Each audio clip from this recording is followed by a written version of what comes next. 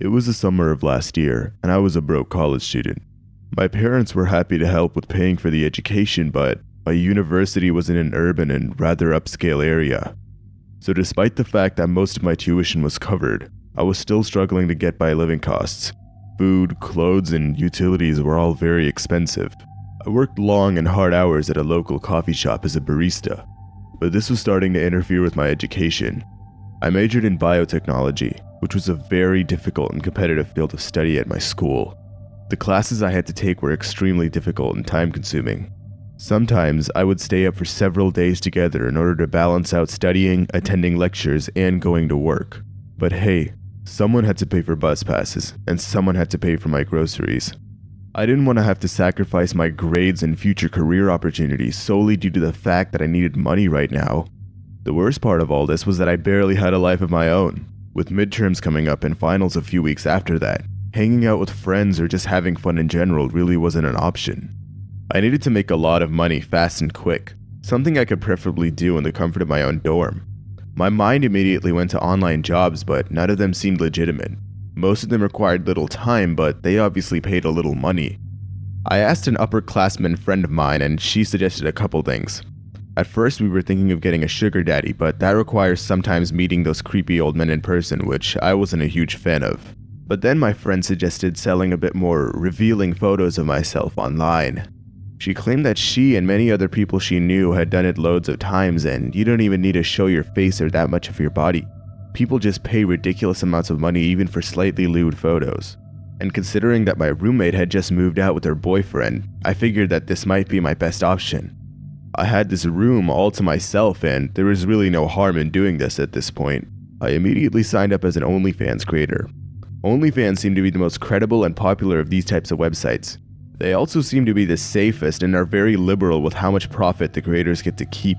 Pretty much every other girl on my campus has one in their Instagram bio anyway, so I figured there's really no harm in trying. And have too many other options anyways. It was a lot easier than I thought getting started. Rather young woman, and I considered myself to have a decent body. I saved up for a cheap but effective ring light off Amazon, and my smartphone had a good enough camera anyways.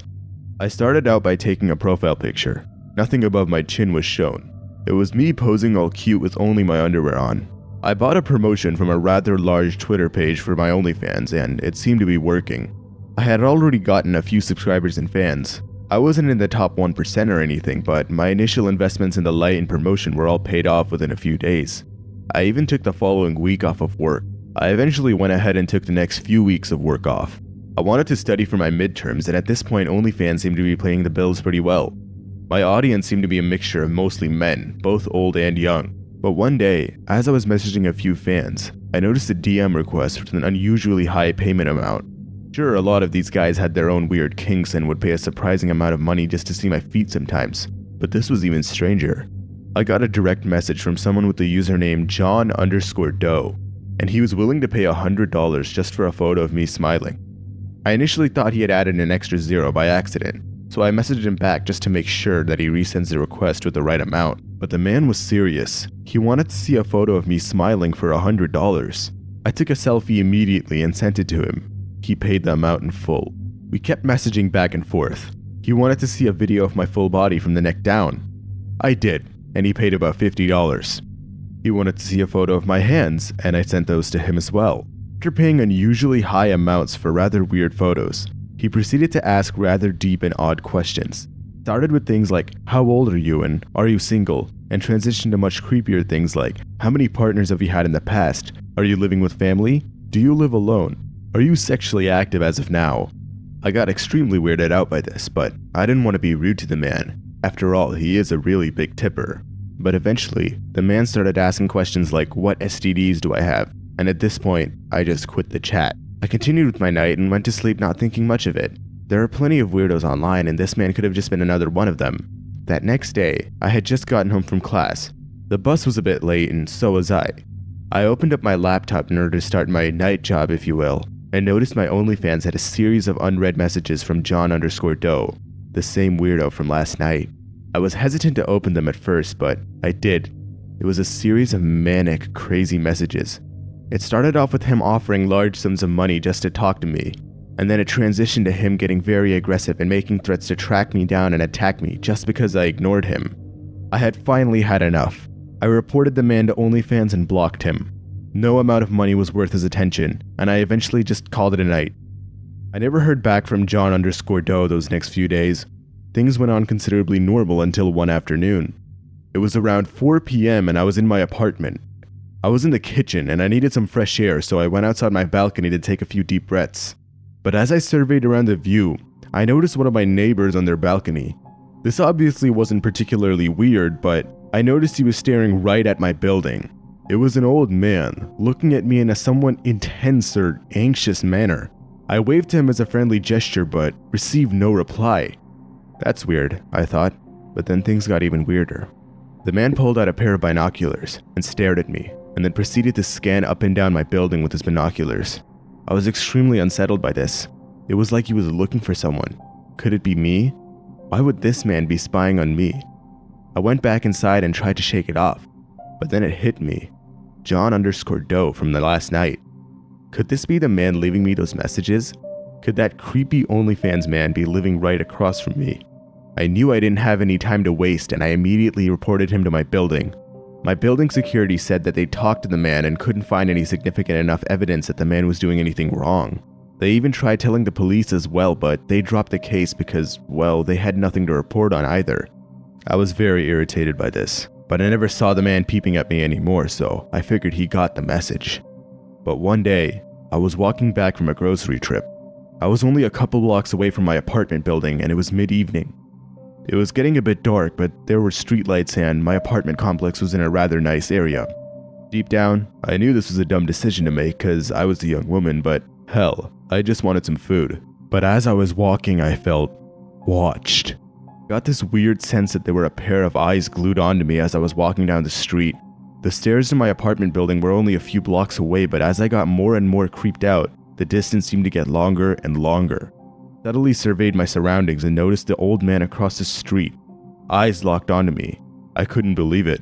The man was back at it. I started trying to walk a little faster and heard footsteps behind me. The quicker my footsteps got, the quicker the old man's did as well. At this point, it was a speed walking race with the old man and I. At that point, I started sprinting.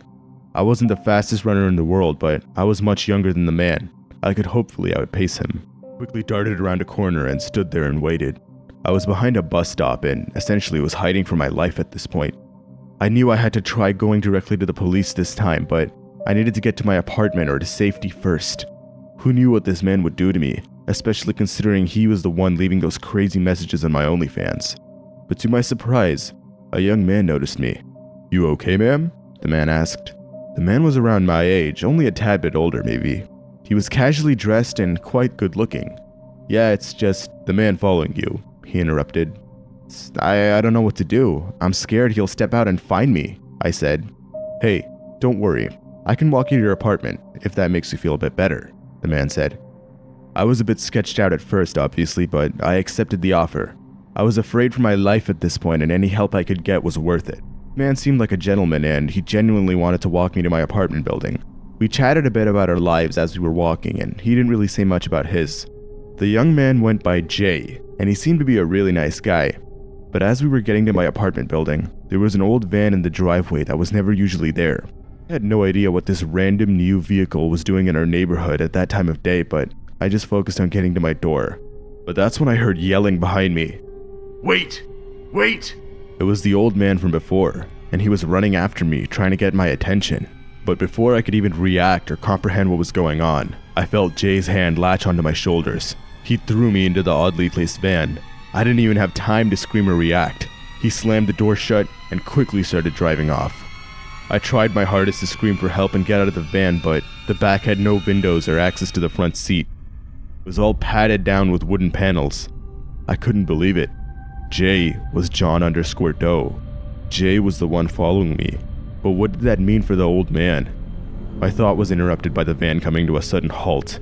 Jay quickly yanked open the back door. The look in his eyes were completely different from when he walked me home. He had this crazed look on his face, almost like he was a different person altogether. He yanked me out of the van after taping my mouth shut and blindfolding me. Jay was pretty tall and I'm not exactly the strongest person in the world, so I couldn't even resist. He dragged me into a building. I had no idea where I was and I was freaking out. As he left me in what seemed to be a basement, he started telling me all the awful things he'd do to me and how I shouldn't have ignored him on OnlyFans. He walked away, and I sat there for what could have been only a few minutes, but felt like hours. I had given up all hope. Was this really it? Was this how my life was gonna end? My entire life was flashing back before my eyes. But suddenly, I heard sirens outside. Could it really be the police? Was it just an ambulance or fire truck passing by? Soon, I heard a loud yelling and pounding on the front door, followed by, "Police search warrant! Step out with your hands above your head!" There was a long, intense pause, followed by more commotion. After several minutes of rustling and more yelling upstairs, my blindfold and tape were removed from my mouth. It was an officer. They took me to the police station and asked me some questions about Jay. I explained to them the entirety of the OnlyFans situation and showed them screenshots. It turns out the man was mentally ill but was somehow released from the asylum. I asked the police how they found me and they explained everything. It turns out the old man I suspected from before was actually trying to help me. According to the police, Jay had somehow managed to track my IP address through OnlyFans and found out where I lived. He happened to live pretty close by to me, and CCTV footage showed Jay coming to my apartment and analyzing my path home from the same van. The old man was looking through binoculars because he wanted to know why there was a random new vehicle in the neighborhood and what it was doing by my building. It turns out he was following me that day in order to make sure I went home safe. He was very suspicious of Jay in the van. He was suspecting that Jay would somehow do something to me, but by the time he actually found out, it was too late. The old man was the one who got the van's plate number on camera and reported it to the police immediately. The police used traffic cameras and records in order to find out where the van was going and where it could end up. As soon as I got home, I explained to my friends what happened, and I deleted my entire OnlyFans account right after that. I soon went back to work at my cafe and tried to resume my normal life. It's been about a year since that happened, and the old man moved out since. He's now at a senior care center nearby, and while we rarely are in contact, we never ever mention Jay or the incident. For context, I'm a 20-year-old man. My name is Jack. But this horror story I'm gonna tell you didn't happen to me. It happened to a close friend of mine. Her name's Cecilia. We met on the integration meeting after our first day of college. I was pretty new to the area. I just moved from another city and I was excited to attend my dream college, get the best education I can and a good degree in my field. I had just moved here and all of my friends were in my hometown. I decided to make a new friend with this beautiful woman with a friendly face and say hi. Cecilia was gorgeous and probably one of the sweetest people I've ever met. She had big, beautiful blue eyes and glamorous skin. She really stood out from the crowd and, to me, glowed like an angel. I knew that she was someone special. I mean, hell, that's why she stuck out so much, and I approached her. Something about her when I first met her indicated to me that we would share a lot of amazing moments in life. I knew that she was someone special just initially meeting her. So when I approached her and greeted her, it was a real pleasure. It turns out that she was new and rather lonely here as well. She was from a different state and was actually looking for a new friend herself. Figuring we had the same intentions, I invited her out for coffee that day. After that, I decided to go and talk with the rest of the freshmen from the meeting. I met a lot of my future friends that day, people who I still keep in contact with today.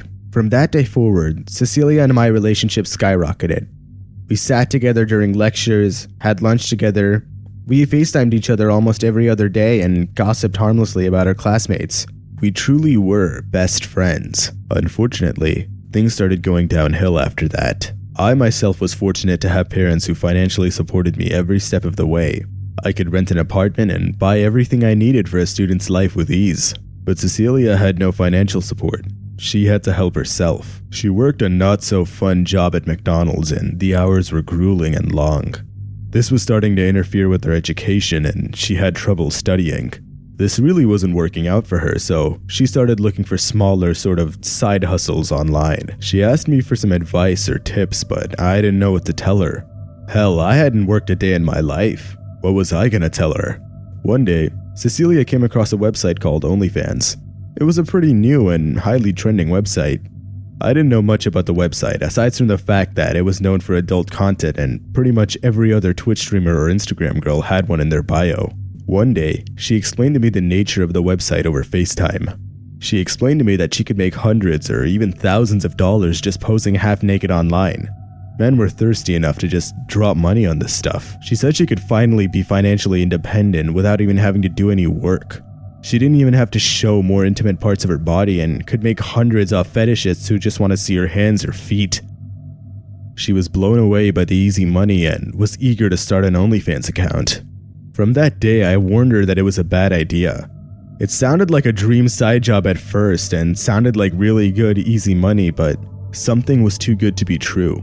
I told her that the whole idea of showing her face and body to a bunch of weirdos and creeps online could only be dangerous. You never know what their real intentions are behind a screen. She didn't seem to pay any mind to my concerns. She thought it was her easy way out of this problem. She truly didn't mind showing her body online if there was a monetary reward. I couldn't believe it. She really was this desperate. We got into a small argument, but I backed out. I realized I couldn't change her mind and let it be. She signed up for an account and started posting photos shortly after that. After a while, she told me that it was the best decision in her life. She told me she made triple the amount she made at McDonald's and barely had to put in any effort. She could actually focus on school and had spare time now. After she told me that a few men paid her thousands of dollars for some fully naked photos, I was very uncomfortable. I explained to her once again that this whole thing will backfire when some psychopath meets her, but she ignored my advice as usual. It bothered me. I personally felt that your body should be reserved for the one you love, the one who cares about you, the one who's there for you. But in the end of the day, it was her body and her life. None of my business. For the next few weeks, everything seemed to be going back to normal. But one day, something horrible happened. Normally, we would meet each other in the morning before classes, but she didn't show up. That's weird. I checked my phone and she didn't let me know. This was even weirder. Normally, she'd text me. I was surprised, but didn't think much of it. I decided to go on with the rest of my day. The day went by and I still didn't see her.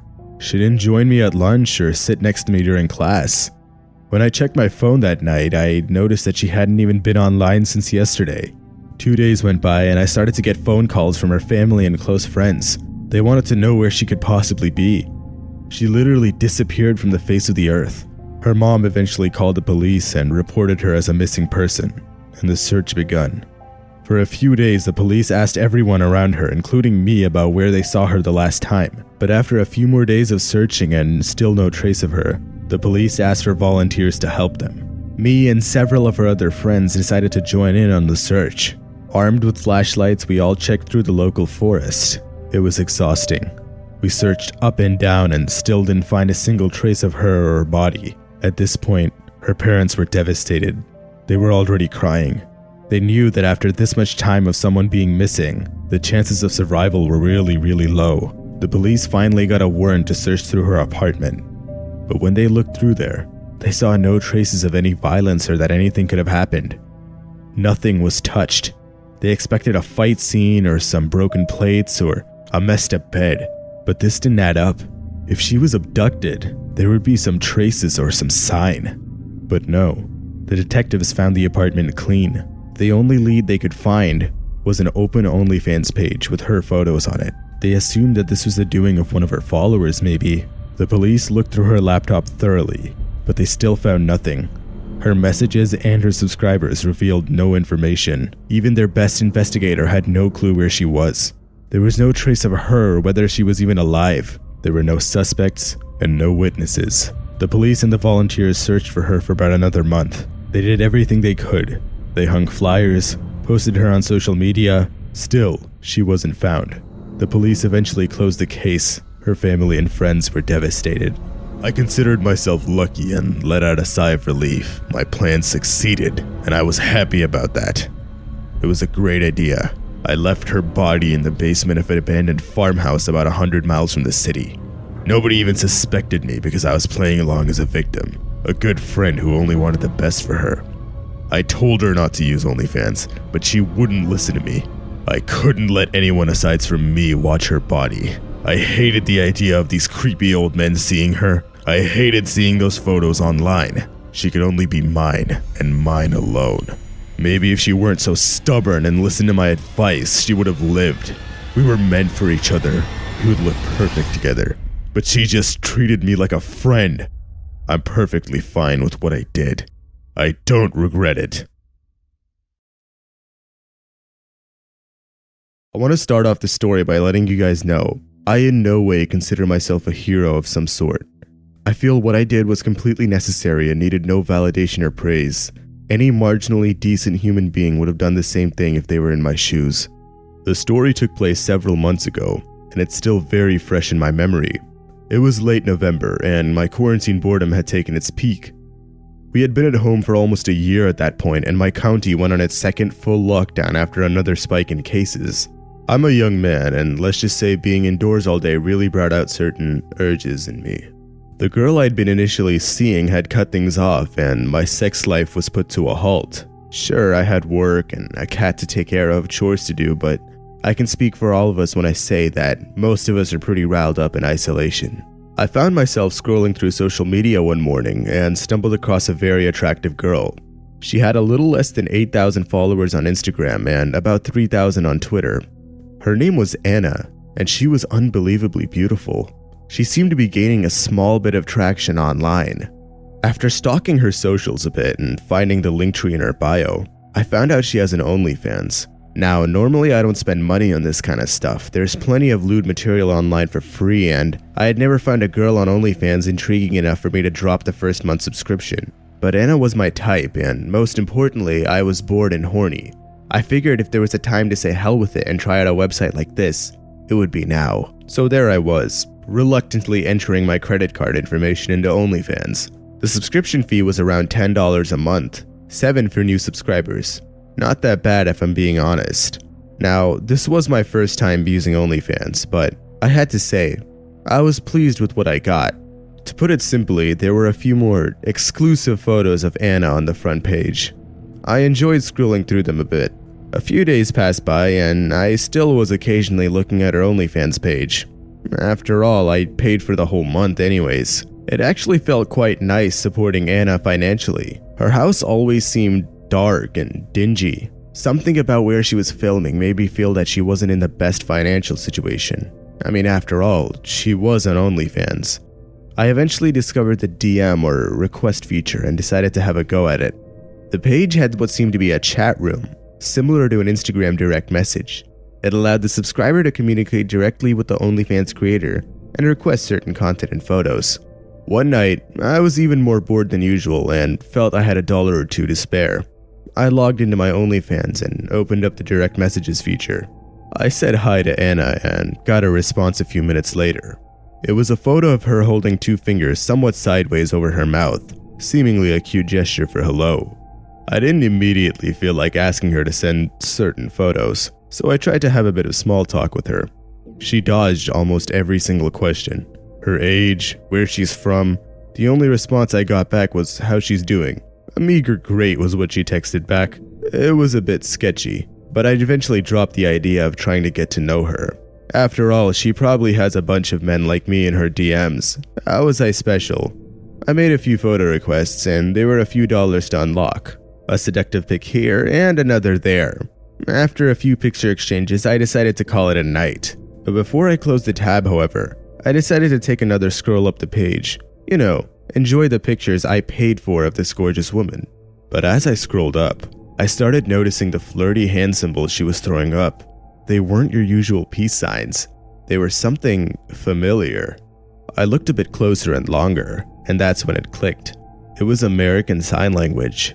My younger sister grew up deaf, so my family and I pretty much had to learn ASL in order to communicate with my sister. I took a look at the hand symbols she was making, the first one being the weird sideways peace sign. It was H. The next one, which I thought was her trying to imitate a cat pawing or purring, seemed to be an E. After that, there was one of her holding what seemed to be an L symbol over her head.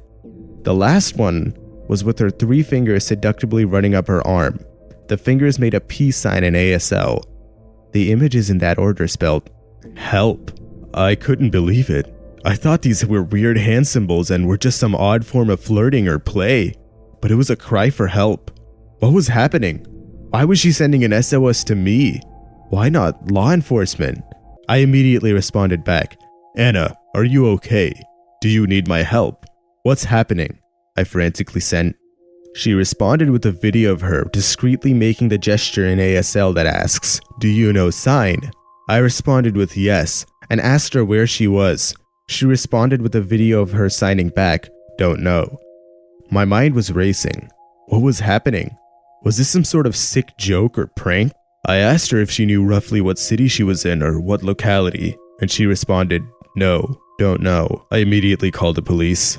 I let them know everything that happened, and they identified the girl as Layla Ronson. She was a college student, who the university had initially thought dropped out due to her lack of attendance for months. She seemed to be doing OnlyFans against her own will under the name Anna. The police used the OnlyFans URL and managed to track the IP of where the videos and messages were coming from. It seemed to be a rather affluent housing complex a few hours away from me, in my same state. The police in that area managed to track down the house and rescue Layla, as well as make all the needed arrests. According to the investigators on the scene, Anna was kidnapped not too long ago from her university.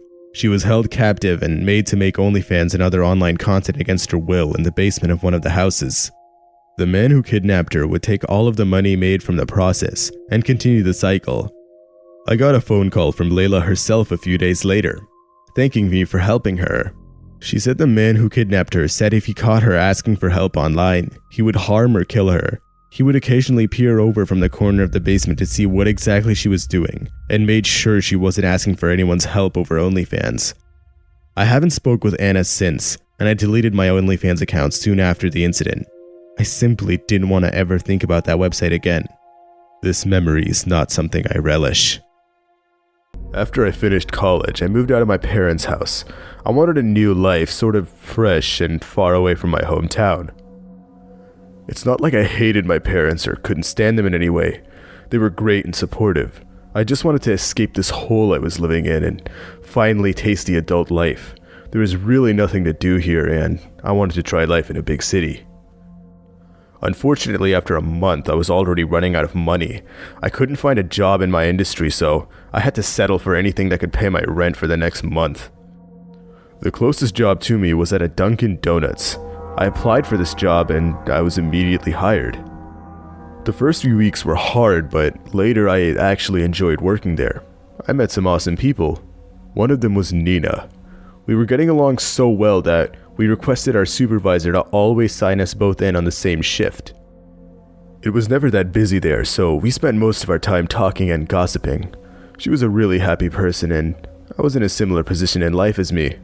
Her parents kicked her out of the house when she was 18, but she had to work hard to finish her education and pay rent. I always supported her, and she gave me as much as she could back. We really became best friends. And that's how my life was. I was working at Dunkin for about half a year now, and things were going great until a really strange man appeared into my life. He would always visit us on Friday evenings, and this consistency only added to the creepiness of his behavior. He used to order a cappuccino with 1 chocolate ring donut every single time. He was always wearing the same clothes, which was really weird and gross. It was a hideous green jacket with brown stains and dirty, roughed-up blue trousers. After making an order, he would always sit in the same exact table and would stare at me and Nina intensely. Of course, this never really bothered me at first. I considered myself a pretty decent-looking girl and have had a man's eye on my body here and there. But the way this man was staring at me, there was something disgusting about it. Made me sick to my stomach. I think it was more uncomfortable for Nina than me. She got really scared of him and told me she was afraid of him. But one day, he stayed longer than usual. It was almost closing hour and there were no more other customers. It was raining outside and Nina and I were sitting behind the counter and talking as usual. I was getting really annoyed because I knew I was the one with the key. I had to close the door. It was my closing shift and I would inevitably have to be the one to ask him to leave. Our manager had already left the building by now and it was just Nina, the man, and I. But right as I was going to go up to him and ask him to leave, he stood up and came to the counter. "How can I help you? Do you want anything else?" I asked. "I'm not hungry," he said, and there was a really long, awkward silence. I didn't really know what to say, so I just stared at the floor and waited for him to say something. "But I'm horny," he said, laughing. At that point, I was so anxious and embarrassed. I didn't even say anything back because I was just so confused and taken aback. "Come on, I was joking," the man said. "I've been visiting this place from time to time and I noticed a really pretty lady here. I'd love to get to know her closer, if you know what I mean." He laughed awkwardly. Nina and I looked at each other with wide eyes. I turned my head back to the man and told him, "Sorry, but I'm seeing someone." "I'm not talking about you," the man said, "but your friend over there. Can you ask her for her number?" He then started to stare at Nina, eyes and mouth wide open. It took me a second or two to realize, but I noticed his arm was shuffling around. I looked closer and his hand was in his pants. This sick bastard was masturbating as he was talking to us. "You better leave right now, or I'm calling the police," I screamed. Nina was about to cry, but I stayed strong and tried to protect her. He tried to jump over the counter and grab Nina, but thankfully I knocked him over the edge and he landed on his head. We ran. We ran as fast as we could. We never looked back. When we got to safety, we called our manager, who called the police.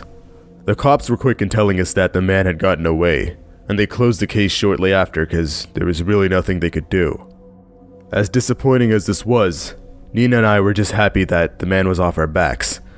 It seemed like things would go back to normal. A few days passed by and I almost forgot about him. Everything seemed to be back to normal and I enjoyed working with my best friend as a barista. Eventually, Nina and I had another closing shift. The day was ending and we were cleaning up the tables and preparing the building to get locked up. Nina eventually left for her usual smoke break. She left her stuff inside and went out through the back door, popped open a cigarette. After about half an hour, I realized that Nina still wasn't back in the store. This was odd. It would usually take Nina only about 10 minutes to take a cigarette break, and she'd never just leave work like this, not with her stuff left behind anyways. It made no sense. Her phone and her wallet were still in the store. I then remembered the man, and my heart and mind started to race. I instantly started worrying for the worst. I looked in the back of the store and she wasn't there. I looked in the back patio and there was no sign of her. Just a still-lit cigarette lying on the ground. I called my manager and he called the police. We searched all night for her, looked up and down and couldn't seem to find her. It made no sense. Even the police were stumped. It's like she disappeared into thin air. That night, I could barely sleep. I knew the police were handling it, but I just wanted to know where she was. How could she disappear like this? A few grim and horrible days went by, and I got the news, but it wasn't the news I wanted. Nina was found dead in the woods, her body stripped half naked. She was violated and murdered, and we all knew who the culprit was. The police found the man not far away from the crime scene. He was staying in an old, dingy trailer. The man got life in prison, but this wouldn't fix the years of PTSD and mental health issues I'd have following this. I soon quit my job at Dunkin. It was the right thing to do. I couldn't work there. Not after what happened to Nina. 2017, I managed to land myself a part-time job at my local Walmart here in Thornton, Colorado. A fairly large suburb of Denver, Brighton is many things. Close-knit, homely, but it's hardly the most exciting place in the world. I think that's why Halloween is one of my favorite times of year. We take the holiday pretty seriously, so the anticipation and build-up to the spookiest night in the calendar is something I really look forward to. The majority of work at Walmart during that time of year involves sorting and arranging displays for all the novelty Halloween products that are stocked during October. It was hard work, sure, but getting to mess around with all kinds of masks, costumes, and ghoulish accessories was actually really fun, even if it did cause our grumpy old supervisor to glare at us down the aisles. Halloween came and went, but I found myself kind of enjoying working at Walmart. I know that sounds crazy. The customers can be awful and the hours are pretty long, but I had grown close to my coworkers. There were even one or two that I would go so far as to call friends. So naturally, when one of the store managers asked if I wanted to extend my contract into the new year, I jumped at the chance. It would be one of the biggest mistakes of my life so far. The morning of November 1st, 2017 was a gray one. One of those mornings where the world couldn't be any less inviting. All I wanted to do was crawl back into bed and sleep away the day. But still, I dragged myself into the shower, washing away the cobwebs and preparing to face the day. I was due on from 10:30 until 6:30 that evening. I hated the longer weekday shifts. They had a tendency to drag, but the thought of getting a cup of coffee from my coworker, Teresa, who happened to make the best flat white this side of the Rockies, spurred me on to make it work on time. I was right. The day dragged on so bad I thought I was going to go crazy. The part-time weekend shifts were busy, but at least the activity made the time fly. Spending hours at a time counting endless boxes of merchandise as part of some pointless make-work stock take is enough to make your brain congeal. By the time 6 p.m. rolled around, I was about ready to give up. With so little time left on the clock, I found myself watching the minutes roll by, wandering around the store and pretending to look busy. I saw my friend Miguel hanging around near the front desk and struck up a casual conversation with him in an effort to kill another few minutes. That's when I saw him. I'd like to think I'm not an overly judgmental person, but this guy gave me the creeps right away. He was dressed pretty normally, a black leather jacket and reddish shirt, but it was the man's face that drew my eyes away from Miguel and caused a nervous feeling to run through me. He was pale, almost sickly looking. His cheeks were gaunt, his eyes ringed by black circles, sunken back into their sockets. It looked like a skull with nothing but a thin layer of flesh to disguise it. Miguel must have noticed the look on my face because he too turned to look. I suppose it was for the best that I reacted that way to seeing him. I think it might have saved both our lives. When I look back on it now, it's like time kind of slowed down for a few minutes. I know that's like a super cliched thing you only find in movies, but now I think there's kind of some truth in it. I remember every little moment, every little detail of those few seconds. The way his jacket, a few sizes too big for him, looked almost silly as he reached into the inside pocket. The way the polished metal of his handgun seemed to glint in the bright, artificial light of the store. I watched as the man looked around for a second or two, scanning the shop floor for his first victim, before he raised the pistol and fired. I was completely and utterly horrified. I would come to understand that there are 3 common reactions to a sudden rush of fear, the first 2 being the well-known fight-or-flight responses, but there's also one that no one ever seems to talk about: total shutdown. Unfortunately, that's what I experienced as the deafening bang of the first pistol shot echoed around the building and an unsuspecting customer collapsed to the floor. The older man dragged his shopping cart down with him, the contents spilling out as he lay bleeding on the ground. I couldn't move. I was just frozen to the spot. I had never seen anyone shot and only ever heard a gun fired like once or twice. I felt myself trembling, but for the life of me I couldn't bring myself to flee the horrific scene of violence unfolding before us. Thankfully, Miguel did not have the same reaction. He grabbed me by my arm, so hard it left a bruise, and dragged me behind a display of kitchen appliances to take cover from the shooter. All I could do was hang on to him and pray that the shots would stop. They didn't. Over and over again, the skull-faced man fired at staff and customers alike. I remember hearing this horrible cracking sound, like right next to us as we crouched behind the heavy appliances. I would later learn that this was the sound of the high-speed pieces of lead breaking the sound barrier as they traveled within a few inches of us. Just the thought makes me feel sick, even today. Suddenly, Miguel was pulling me by the arm again as we rushed towards one of the emergency exits that lined the shop floor. Shots were still ringing out as Miguel crashed into the metal bar that opens the door. The pop of the bullets still heard as we spilled out into the freezing Colorado night. Before us were 2 young children, maybe only about 7 or 8 years old. They were crying, asking for their dad. Those poor things had no idea what was going on, only that a bad thing was happening and they couldn't find their father. We tried to comfort them for a few moments while the sound of police sirens grew louder and louder until the parking lot was awash with the blue flashing lights of cop cars and other emergency vehicles. We eventually reunited the kids with their father, and he openly wept as he thanked us for finding his children. Miguel was struggling to hold back the tears, but I had completely broken down by that point. Many people had. In the aftermath of the shooting, a 48-year-old man named Scott Ostrom was arrested and charged with 3 counts of first-degree murder.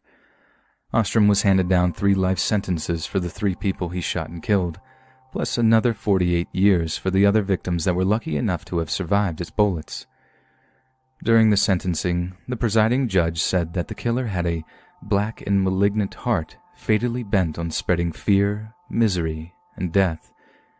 It was also brought up that Ostrom's sister said that he had never been the same since trying LSD in the 80s. No other motives were given for his crimes. I quit my job at Walmart and went to therapy for a while after the shootings. I felt a lot of survivor's guilt at first, wondering why Ostrom didn't choose me for his first victim, why those other people had to suffer the way they did while people like me got to walk away unscathed. But I mostly just thank God that Miguel was there to save me. Life is very precious, a fragile thing that can be snuffed out in an instant, so I try to live as full a life as I can, if only for the people who innocently shopping that day, unaware that they would never see their loved ones ever again.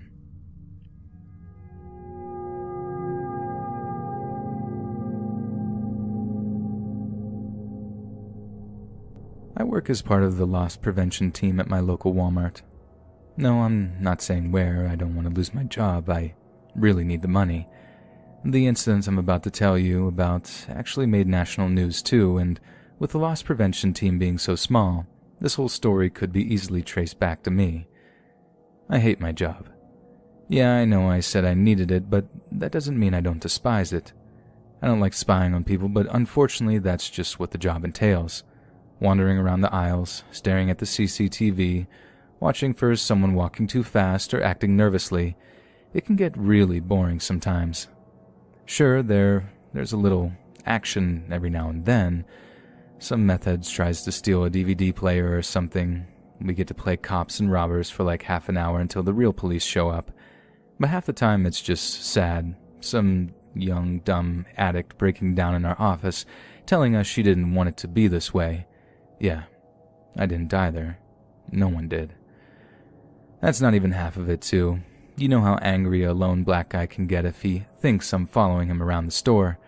I've been called racist more times than I can remember. I'm not. I'm just trying to do the job I hate so much, but it still sucks. You really see the worst in people working in loss prevention. But the weirdest thing I ever saw while working for Walmart wasn't a junkie thief or an armed robber or anything like that. It was something else entirely. So this guy comes walking through the doors one afternoon. Nothing particularly unusual about him. Nothing to give us loss prevention guys any suspicion. I take my eye off of him for a little while, patrolling the store as it was my turn to do so, instead of watching the cameras. I just sort of forget about the guy, you know? I mean, you try to take note of little details, but you do it with so many people that no one in particular stays in your mind, unless they're like really shady looking. I wander back around towards the meat aisle, casually keeping an eye on various shoppers when I see this guy again, the normal-looking dude. He's balding, has a blue shirt on, and is just standing there checking out all the steaks, chops, and cutlets sitting in the fridge units. Again, nothing unusual, but here's where it starts getting weird. As I'm walking past the dude, his head sort of snaps towards me. I remember he had light-colored eyes that looked almost empty. I said hi or whatever, just greeted the dude, and this big wide smile stretches across his face. The guy had no teeth. Not a single tooth remained in this guy's head. Just 2 rows of diseased-looking gums that I had to stop myself recoiling from. I just tried not to react. I felt kind of sad for him. Maybe he's lost his dentures or something. I wouldn't judge, you know. So I do another loop of the store, watching families to try to rein in screaming kids as impatient singletons tut in their direction. I thought about how much I want kids myself, even if they can be rascals. It's something my mind wanders too often when I'm bored on the job. But as I'm coming back towards the meat aisle, something immediately strikes me as abnormal. The blue-shirted balding guy is still looking at the meat. Only this time, he's not just, looking at all the meat. He's staring at it. It looked like maybe one steak in particular had caught his eye or something. They weren't darting around like they were before. This time when I walked past him, he doesn't look up. He doesn't even move. He's just frozen to the spot, staring down into the fridge units with this dead look in his eyes. I mean, I seriously don't think he even blinked, and I watched him for a good few seconds. After this guy, I didn't take my usual loop around the store. I stopped at the end of the meat aisle, watching this guy slyly out of the corner of my eye. He didn't move an inch. It was seriously like one of those street mimes. Normal people never really stand still. They fidget, shift their weight from foot to foot. This guy was honestly as still as a statue, and it was really creepy. I called it in on the radio, asking a coworker about the balding man in the meat aisle, if he was known to the loss prevention team. Came back negative. The guy I was working with that day had never seen our toothless friend before in his life. So as I'm watching the guy, still listening to my buddy on the radio, the toothless man begins to reach into my meat fridge and pick up a large sirloin steak, still packed in plastic. I start feeling like an idiot. Maybe the guy just likes to take his time selecting his steak. He is toothless after all. Maybe he needs the right kind for his dentures. I don't know. Go figure. Then he brings the steak up to his nose, taking a long, deep sniff of this thing through the plastic wrapper. Now, I know this guy is obviously nuts. I know the crazy kids when I see them, and this is classic crazy. But he's still not stealing anything. He's technically not even doing anything wrong. Being a little nutty isn't exactly against the law. He then rips off the plastic wrapping, and that's my cue to step in. Only when I see what he does with the steak, I freeze in my tracks. The toothless man stuffs the raw steak into his mouth, straining his jaw as he tried to mush that thick piece of meat up with his bare gums. I was stunned. It was literally the last thing I expected a guy with no teeth to do. I actually thought he was going to stuff it down his pants or something. I've seen shoplifters stealing weirder stuff and hiding it in weirder places. But to see him actually push that steak right past his lips and start chewing, God, it was the freakiest thing I had ever seen. His eyes start rolling back into their sockets.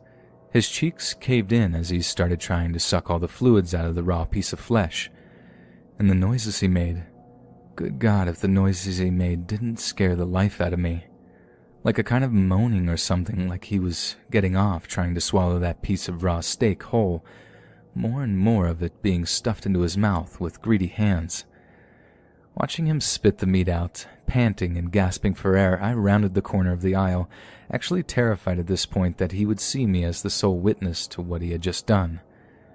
I waited, having somehow managed to half freak myself out watching that weirdo doing that. He quickly escaped the meat aisle, his back to me as he walked quickly towards the main exit. I know I should have stopped him. It was my job to. But we're trained to keep our distance from offenders that we deem violent or unhinged and just let the cops deal with it. However, part of me wanted to know why he did something so gross. Is that why his teeth were missing? What kind of person was he that he couldn't be trusted with his own teeth? The cops picked the guy up eventually. Turns out he was a mental patient off his meds, old guy too, so probably lost his teeth through simple lack of care. I mean, that's what they thought the deal was. Whatever was wrong with this guy, he certainly had previous convictions for retail theft. The cop that we spoke with said it was his fourth offense, that he was likely headed to federal prison for reoffending. I wonder how a guy like that would handle prison. Anyway, I don't know if you guys will find this particular story scary, but maybe it's just gross or sad, a poor old guy losing his mind like that, but either way, is definitely the weirdest thing that's ever happened to me working for Walmart.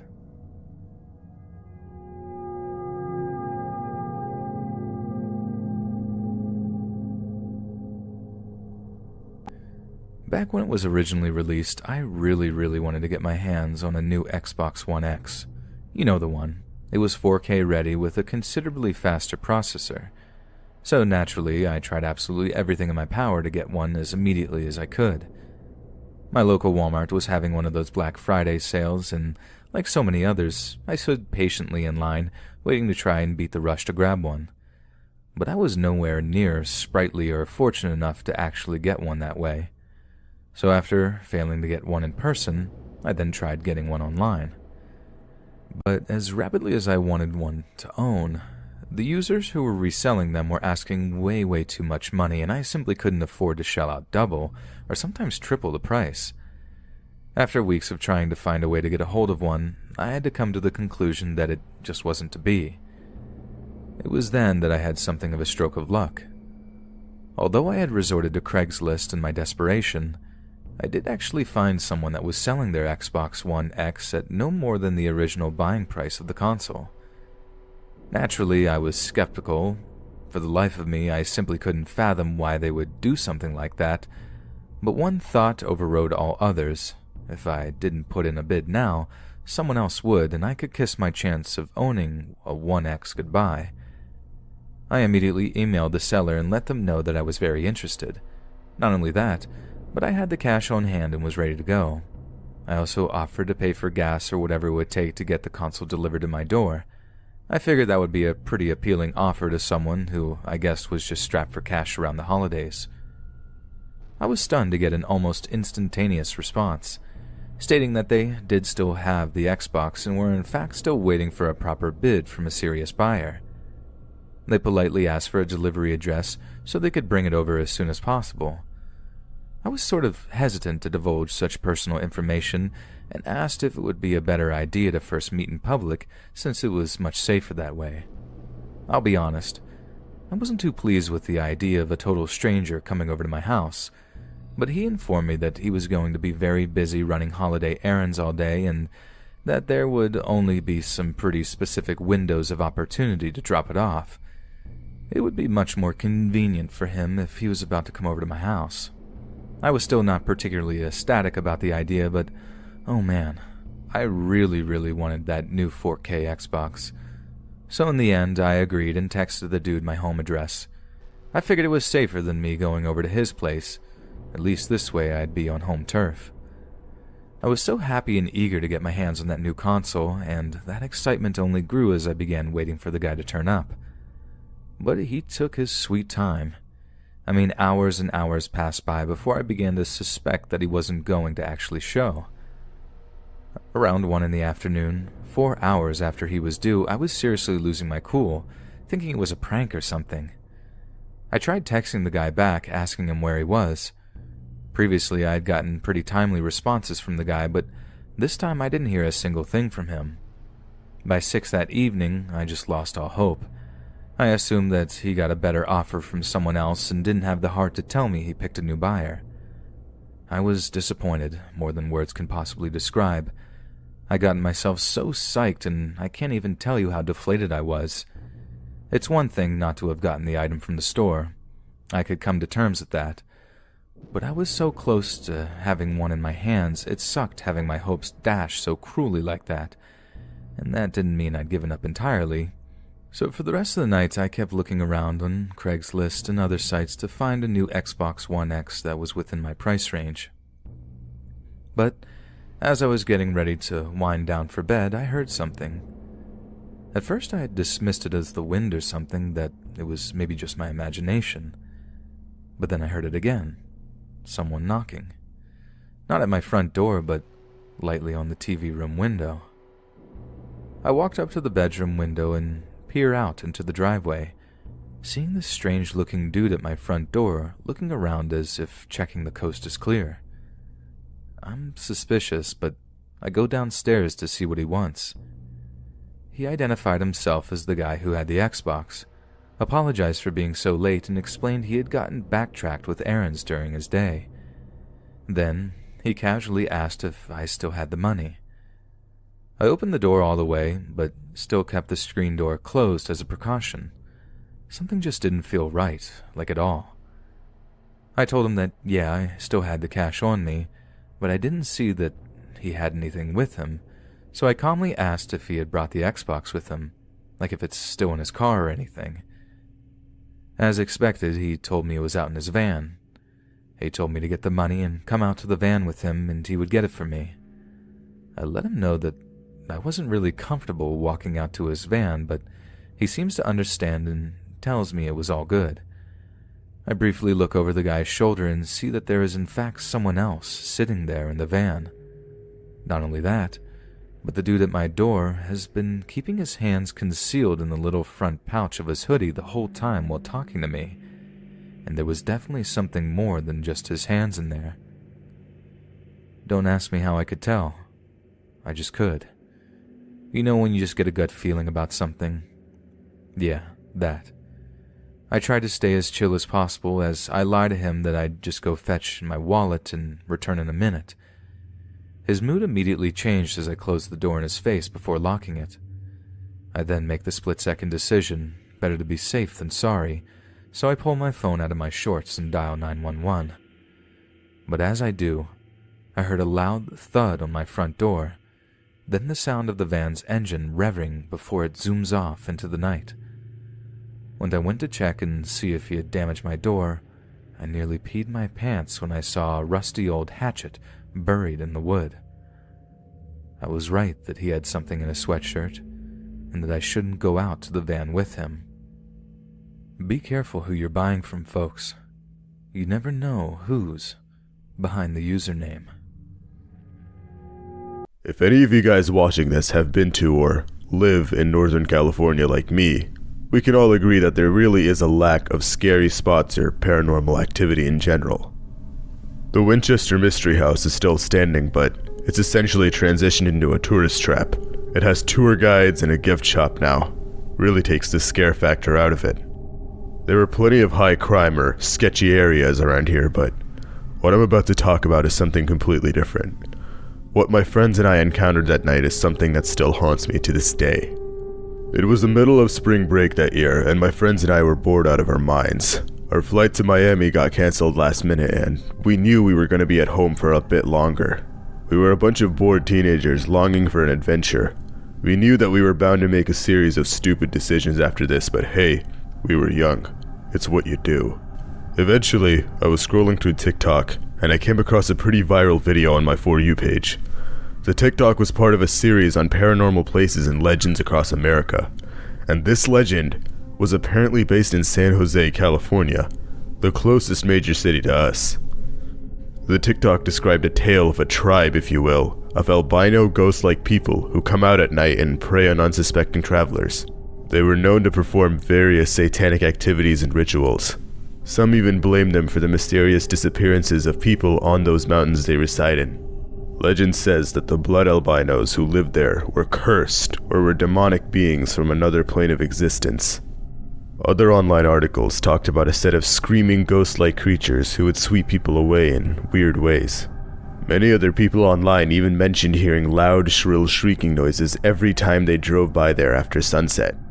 I even found a news article from a rather credible news site mentioning the disappearance of a young man in those same hills. The man was a young, healthy hiker and had seemingly no reason to disappear like that. The police still haven't found his body to this day. But after doing a bit more research online on blood albinos, I came to the conclusion that it was probably some sort of weird cult or drug group up in the hills. I assumed the hiker's disappearance could have just been a plain coincidence. Urban legends are very easy to spread online, so I brushed it off as another dumb myth. I brought it up to 3 of my friends and we laughed it off. All of us were skeptical of the fact that there are so-called blood albinos, and we thought it was another stupid online myth. Most of my friends, including myself, were never into paranormal activity. We never even believed in ghosts in the first place, so it was quite interesting that we were even talking about this in the first place. But my friends and I were eager for an adventure. We were bored out of our minds and we were all blown away by how close this legend was to us. The so-called cursed mountains were only about 10 minutes away. We had way too much time on our hands and we wanted to check out what was up there. We wanted to be the ones that would prove that there were no such blood albinos up there and this was just a normal hill. If all else failed, then at least my friends and I would find ourselves a good smoke spot up there. The area seemed extremely remote, and we knew that no cop would be up there. Figuring we had nothing better to do, we set off at around 2 a.m. Coming with me were my friends Taylor, Kevin, and Jaime in the driver's seat. The things we brought with us included flashlights, phone chargers, and a few recreational drugs of our choice. We set our GPS to Hicks Road, San Jose, California, and we drove off. As we started driving up the hills, everything seemed pretty normal. The twisty mountain roads were nothing too atypical and we seemed to be going past a water reservoir.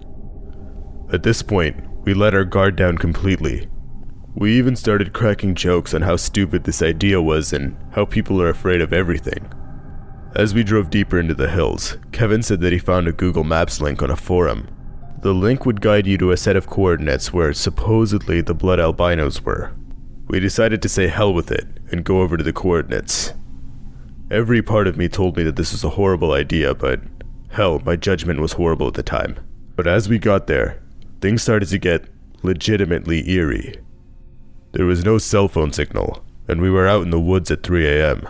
If we screamed or cried for help, no one would hear us. Despite our gut feelings, we kept driving. As we reached the house, there was an extended driveway that stemmed from the main road. There were no house numbers, no streetlights, and no blood albinos either. As disappointed as we were still eager to explore the houses. We all got out of the car. Kevin and Taylor pulled out a joint, while Jaime and I went over to explore the house ourselves. As Jaime and I ventured throughout the houses, we didn't see anything too out of the ordinary. Graffiti, litter, and booze bottles were among the things we found there. Nothing too atypical for an old house. There was a star of Satan painted on the ground, but we didn't think much of it. Anyone could have put that there, especially a bored group of teenagers like us. There were a few more old sheds and structures, but again, it wasn't anything unusual. It was an ordinary abandoned neighborhood, unoccupied for a long amount of time. But as Jaime and I explored the back of the house, we noticed a path. But it wasn't a paved path. It was a path formed from years of people walking up and down there. Someone had been coming up there. Naturally, Jaime and I decided to explore the path. As we went down there, we heard a loud, ghastly yell. It sounded like a person, but it wasn't at the same time. The shrieks were almost controlled, almost like they were talking to someone. Whoever was making this noise sounded angry, almost territorial. We shined our flashlight roughly where the sound came from. We noticed a deer lying dead on the ground. It was dismembered and mutilated. At first, Jaime and I passed it off as a mountain lion attack. There are a lot of pumas in the hills, but the shrieks didn't sound like a deer or a mountain lion at all. And considering mountain lions drag their prey away, it made no sense why a mutilated deer was lying there. It just didn't add up. But as we looked up and around, Jaime and I froze. In the distance, not too far away from the deer, was a shadowy figure. We could barely make it out in the darkness, but as a reflex, I shined my flashlight at the figure. I thought it was Kevin trying to prank me. But as the light reflected, we realized the humanoid figure wasn't Kevin. It seemed to be some sort of creature that stood up on two legs. Something about it seemed human and not human at the same time. It had paper white pasty skin, and its eyes seemed to be a bloodshot red. I wanted to believe it was some crazy homeless person or crackhead in the woods, but the way this thing moved, it wasn't human. It was unlike anything we'd ever seen before. And that's when the creature leaped. It hopped over to the deer, and suddenly 3 more pasty white creatures stepped out and swooped the deer away. 3 of them quickly swooped the deer carcass away into the darkness, but to our horror, one of the 4 just stood there and looked at us. Jaime and I were shaking. I consider myself normally a calm person, but my adrenaline was pumping. The creature shrieked and took a step forward. Jaime and I ran as fast as we could. We sprinted knowing that our lives may depend on it. I didn't even think of looking back. The shrieking got louder and louder, and we heard more and more footsteps following us. We came across Kevin and Taylor and they seemed really confused. "Start the car and get us out of here," I yelled. Both of them were confused, but when they saw the look on Jaime and I's face, they knew there was no time for questions. We jumped in the car. Kevin quickly started it and stepped on the gas. As we were pulling out, we heard more shrieks coming up behind us. Taylor started to cry. As we were leaving the windy dirt road, one of the creatures came up unexpectedly from the side and lunged into the car. Kevin didn't even have time to react. The creature struck the side front bumper. None of us even wanted to think about turning back and seeing what we struck, but I managed to look through the rear window and saw it. The albino was completely unfazed. Didn't seem to be hurt by the moving car. It just stared at us menacingly as we drove away. When we got back to the main city, we explained to Kevin and Taylor what exactly happened. We debated calling the police, but we knew that for one, we would be incriminating ourselves for the drugs in our car, and two, the police would never believe us. The car had a massive dent in the front bumper from the collision. Unfortunately, a big dent in the front bumper isn't enough to prove the existence of blood albinos. We rarely have talked about this. Jaime and I have mentioned it once or twice briefly, but we would both immediately stop talking about it. Kevin and Taylor were skeptical at first, but when they saw how frightened I was, they took our word for it. Let this be a message to anyone who wants to visit the Hicks Road in San Jose. Bring a friend, and go at daytime. You do not want to meet whoever we encountered there.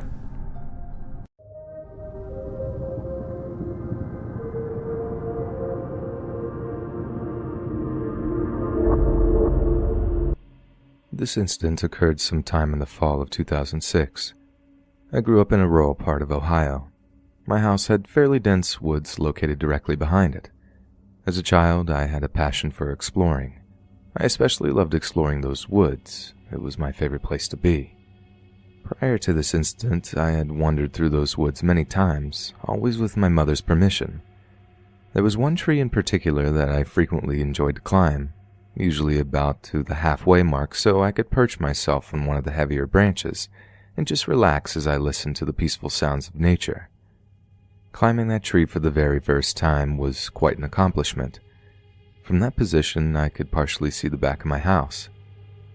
On that day, after a fair amount of exploring, I carefully scaled my favorite tree. I seated myself on a sturdy branch and took in the view. Naturally, being late in October, the sun inevitably began to set within a few minutes. I always felt a little saddened to see the darkness approaching. The woods were like my own little sanctuary. I could entertain myself out there for hours.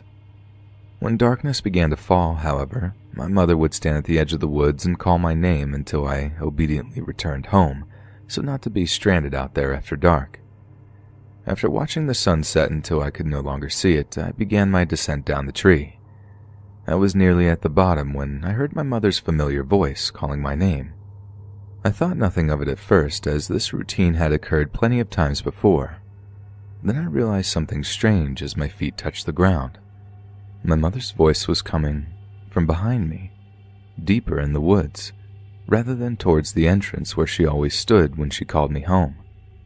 My mom had never entered those woods before, at least not with me. I was eager to find her and show her all of my favorite spots before it grew too dark.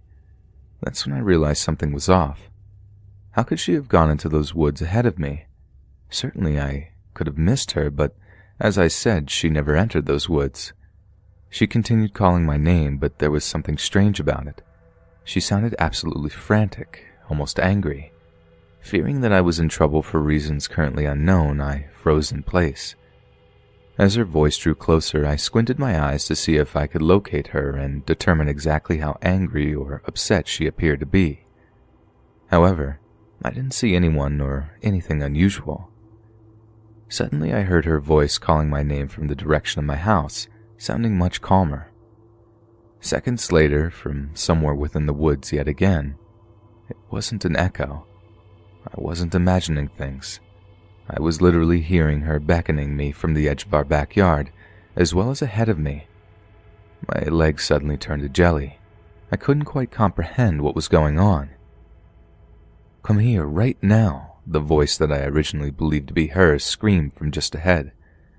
I realized that whoever or whatever was mimicking my mother was drawing closer. I didn't question which voice was actually my mother's, as there was something about the way it sounded that unnerved me. Terrified of what I would see if I stood there much longer, I turned around and ran towards the exit of the woods as quickly as my legs could possibly carry me. It was amazing that I didn't trip over anything in my haste. Even though my house wasn't very far away from me from where I was standing, those woods had never seemed larger to me than they did in that moment. From behind me, my mother's voice continued to call my name, now sounding desperate. Panic set in as my actual mother finally came into view, waiting patiently as she usually did until I returned home. In my frightened state, I absolutely refused to look back. As soon as I was out of the woods and in the backyard next to my mother, the other voice was suddenly gone. Rather than fading away, it seemed to stop the very moment I stepped foot into my backyard. I must have looked as frightened as I felt because my mother asked me what was wrong. Slowly but surely, my panic subsided. I didn't say anything until we were safely inside the house with our doors locked. I asked my mother if she had entered the woods. Appearing confused by the question, she told me that of course she didn't. With that confirmation, I hesitantly asked her if she had heard anyone else calling my name and yelling. The answer to that question was also no. Although I was still very much shaken up, I managed to explain everything that happened as clearly and rationally as possible. My mother was surprisingly nonchalant about the whole situation, explaining that I must have imagined it, that I was spending too much time out there by myself. The incident in those woods had stayed with me to this day. I can still hear this voice as clear as a bell. Whoever or whatever is calling my name sounded exactly like my mother, but I know it wasn't her. Not only was she waiting for me outside, but the voice also sounded strange in a way that I still can't fully explain. I didn't go back into the woods until I was 17 years old, and even then, I never hung out for very long. I've carefully gone over every possible explanation, but none of them seemed entirely plausible. It certainly wasn't my mother playing a prank. There was no way she could have pulled it off, not to mention the fact that she's never been one to play pranks. I also highly doubt that it was anyone else because, as I stated before, we lived in a very rural area. The closest neighbor was at least a mile away, and I wasn't personally acquainted with any of them. How could they have known my name and where to find me? We've since moved out of that house, but my mother and I occasionally discuss the incident. She still claims that she never heard or saw anything unusual out there. I know it probably shouldn't, but what happened in those woods continues to bother me.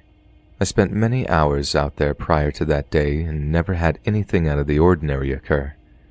The best explanation I have at this point is a doppelganger or possibly a demon, but I'm unsure. If anyone has a possible explanation as to what might have happened, I'd love to hear it.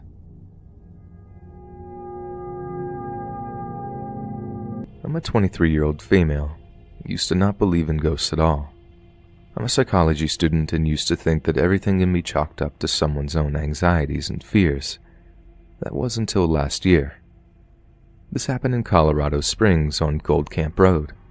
If anyone knows what I'm talking about, you know that this place is a hotspot for urban legends and creepy ghost stories. The road is located on the side of a mountain and has several large tunnels dug through the mountain that you have to drive through to get to the end of the road. It's mostly used to get to scenic routes that overlook the city and hiking trails. There are also all sorts of scary stories that I'm sure you've heard of if you grew up in the area.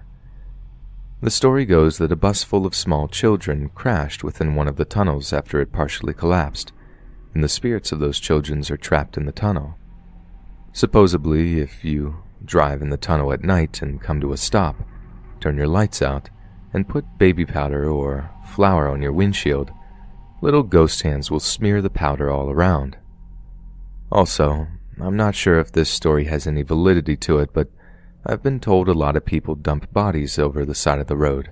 The cliffs and heavy wilderness apparently make it a good place to hide evidence. Anyway, this was all nonsense to me.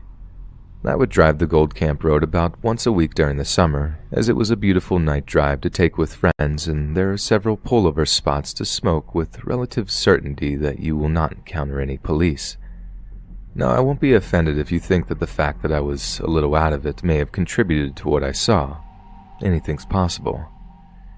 Anyway, my friend, a 21-year-old female, and I spent about an hour one night smoking, walking around the scenic spots, playing music until about 3 or 4 a.m. Again, we had been doing this exact routine all summer, and were used to the dark, creepy tunnels and the heavy woods at night. And this particular night was no different.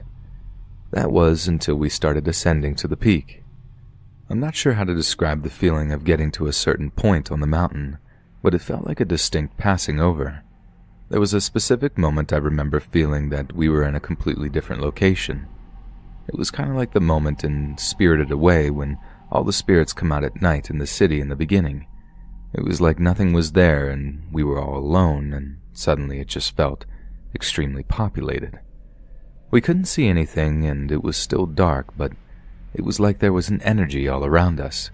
It was like the sensation of being in a loud crowd without anything physical happening. I started to feel really uneasy and my friend told me she was getting a little creeped out. I told her it was okay.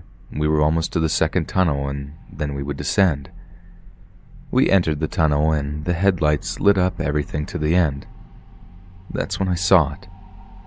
A very distinct, clear as day little boy was just standing to the right of the tunnel, almost touching the wall. He didn't look exactly like a real boy that would be standing there. Instead, like an overexposed film photograph of a little boy. My friend and I both gasped, and I slammed the brakes dramatically. And then, just like that, it was gone. Now, I don't mean he disappeared. I mean we realized he was never there. You know that shock you get when you wake up in a dark room and you see a jacket hanging on the door, and for a split second are convinced someone is standing there, but as soon as your eyes adjust, you realize there was never anything there at all. It was like that, but there was nothing that we could have mistaken for any type of figure. The tunnel was lit up by headlights and there was no rock formation or pattern in the wall or anything, just smooth rock wall and the bright light of my headlights. I have never seen anything like it. What convinced me is that my friend saw it too, and neither of us had the stereotypical reaction of mistaking something for a ghost, like just jumping or feeling a shiver. I slammed my brakes because I was positive there was a child, and then suddenly, there never was. It's the most bizarre experience I have ever had. I will never doubt the existence of the paranormal ever again. All I can say is, don't always discount urban legends. They have a funny way of reaching out to you.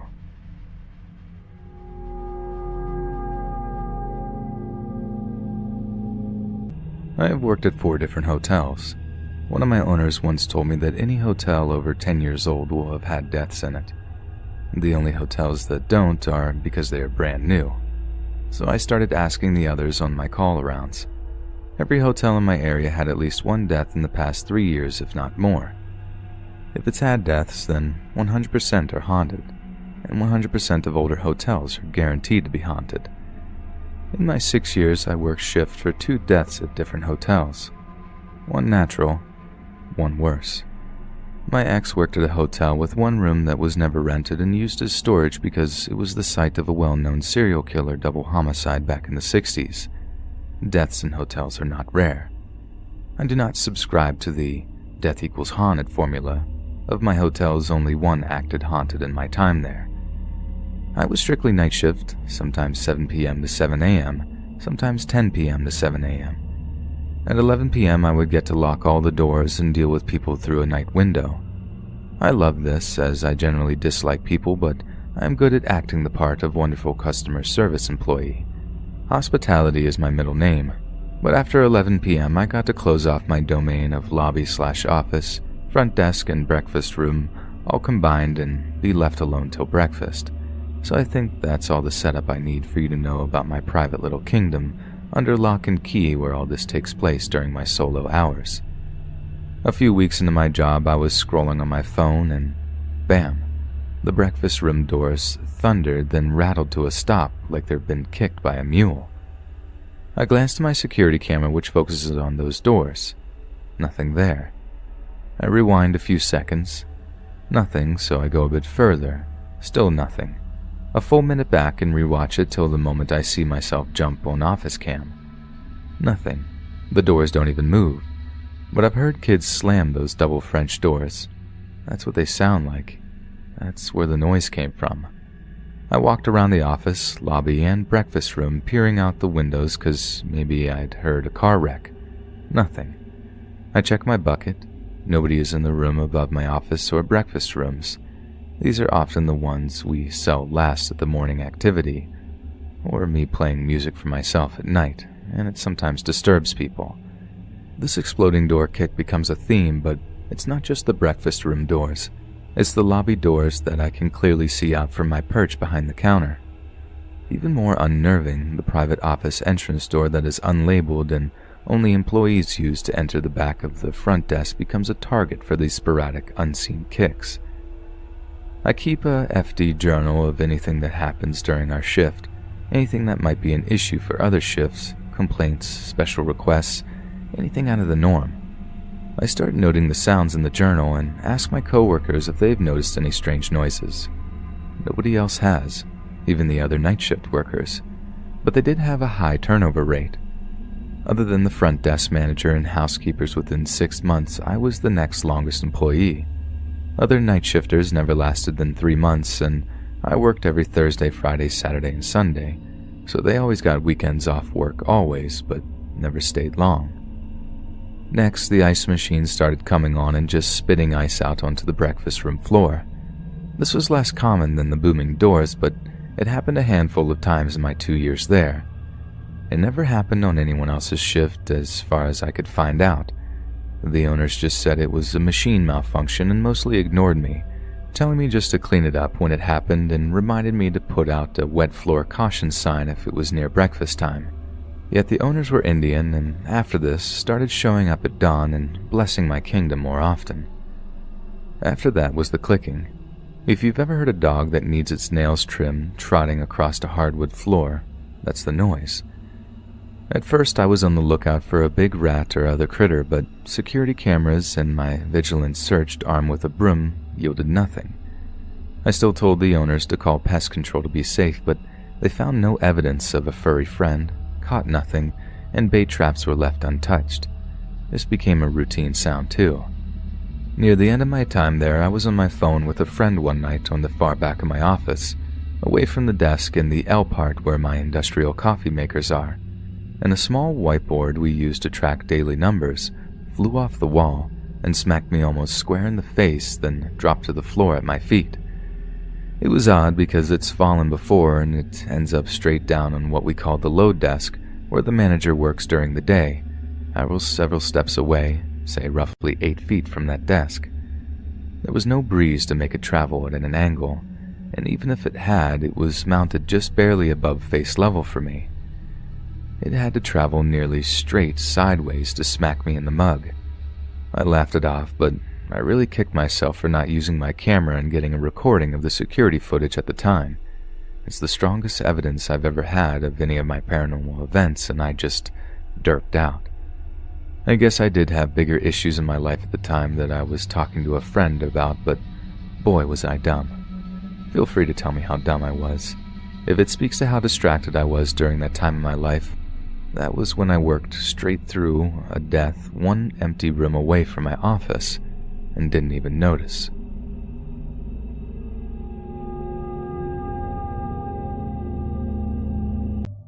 Three weeks ago, someone added me on Snapchat called Addergreen. I thought nothing of it at first, but then a few days later I got a bus to the gym since I couldn't be bothered to walk. It's 4 miles away, so it's alright to take the bus. Sitting at the front with my headphones in, listening to music to make the journey that less bit boring. From the bus stop to the gym, I was messing around on my phone when I noticed I had a Snapchat from Addergreen. It was only on for a few seconds, but the Snapchat was a picture of me sitting on the bus. No text, just me. It was taken from a few seats behind and shown the back of my head and some of my hoodie. I instantly knew it was me, and I felt my stomach drop. I bombarded them with Snapchats. They were opening my Snapchats but not responding. They got more aggressive because I was getting more and more pissed off. For example, "Who is this? Who are you? Answer me. For fuck's sake, just reply." You get the drift. After about a week, I got nothing, so gave up and thought one of my friends was being a dick. Then Snapchat number 2. Didn't screenshot this one either. I know, I'm a moron, but I was drunk. Me and some mates were in a club in my local town, and this time someone Snapchatted to me a photo of myself at the bar. They were literally standing right next to me at the bar. I opened it the next morning and felt sick. Again, it was only for a few seconds.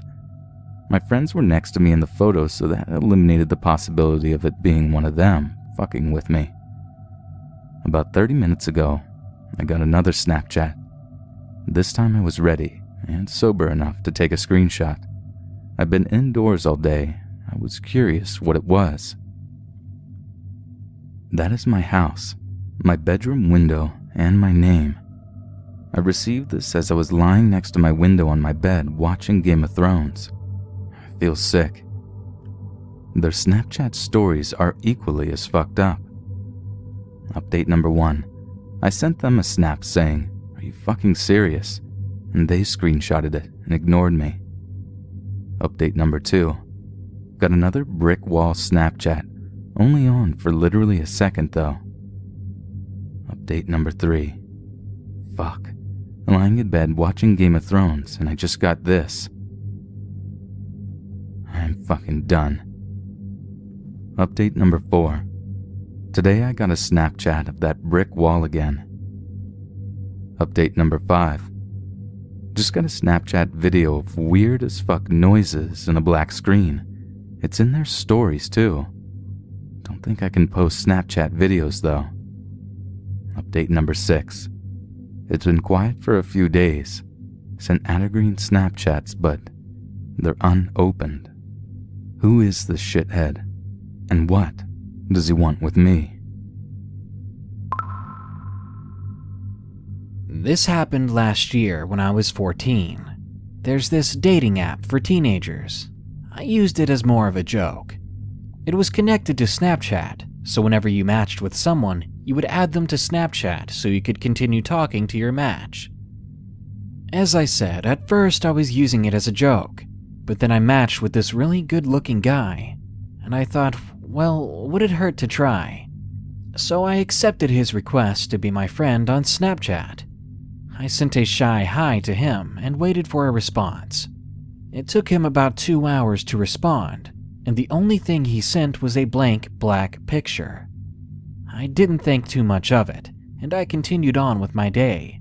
But the next day I get a message from him, a picture of a very familiar thing. My school. It was only a little jarring, but I figured he probably went to the same school and we had just never met. Then my phone began to vibrate like crazy during a class. To give a little perspective, we have glass doors and windows. They look out into the corridors during class, and when I checked my phone, I saw maybe 15 pictures sent to me from the same guy. They were pictures of me sitting at my desk in the classroom. The pictures kept coming.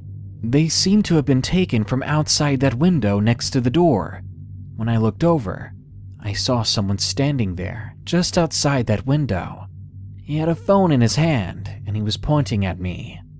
Whoever it was wearing a black hoodie. The hood covered half of his face and the other half was pale, and he had a sharp jawline. I could see thin lips curved into a grin.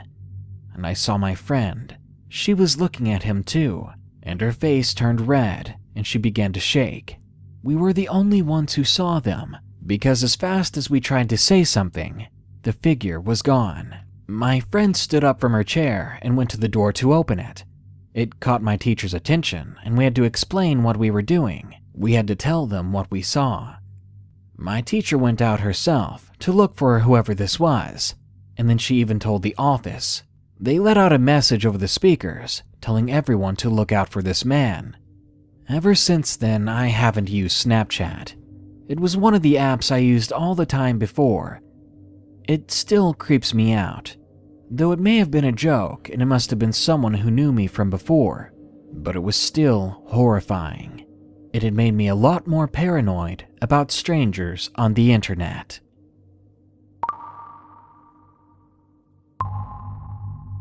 Snapchat was still pretty new when this story took place. It was sometime in late 2011.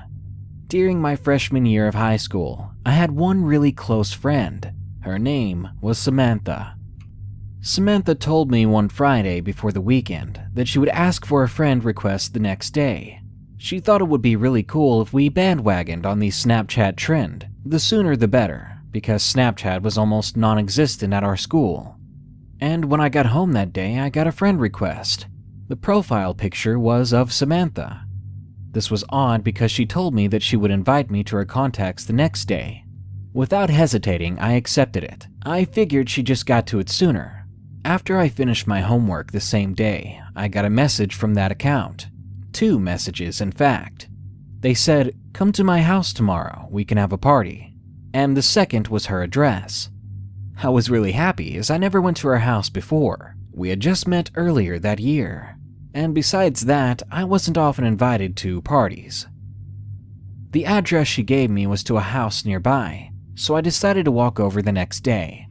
When I actually saw the house, I checked Google Maps multiple times to make sure I was led to the right destination, because this place was very messy and the windows were covered in those thank you bags you get at markets. Something didn't seem right. It was very modest for Samantha's family, yet we attended a private school.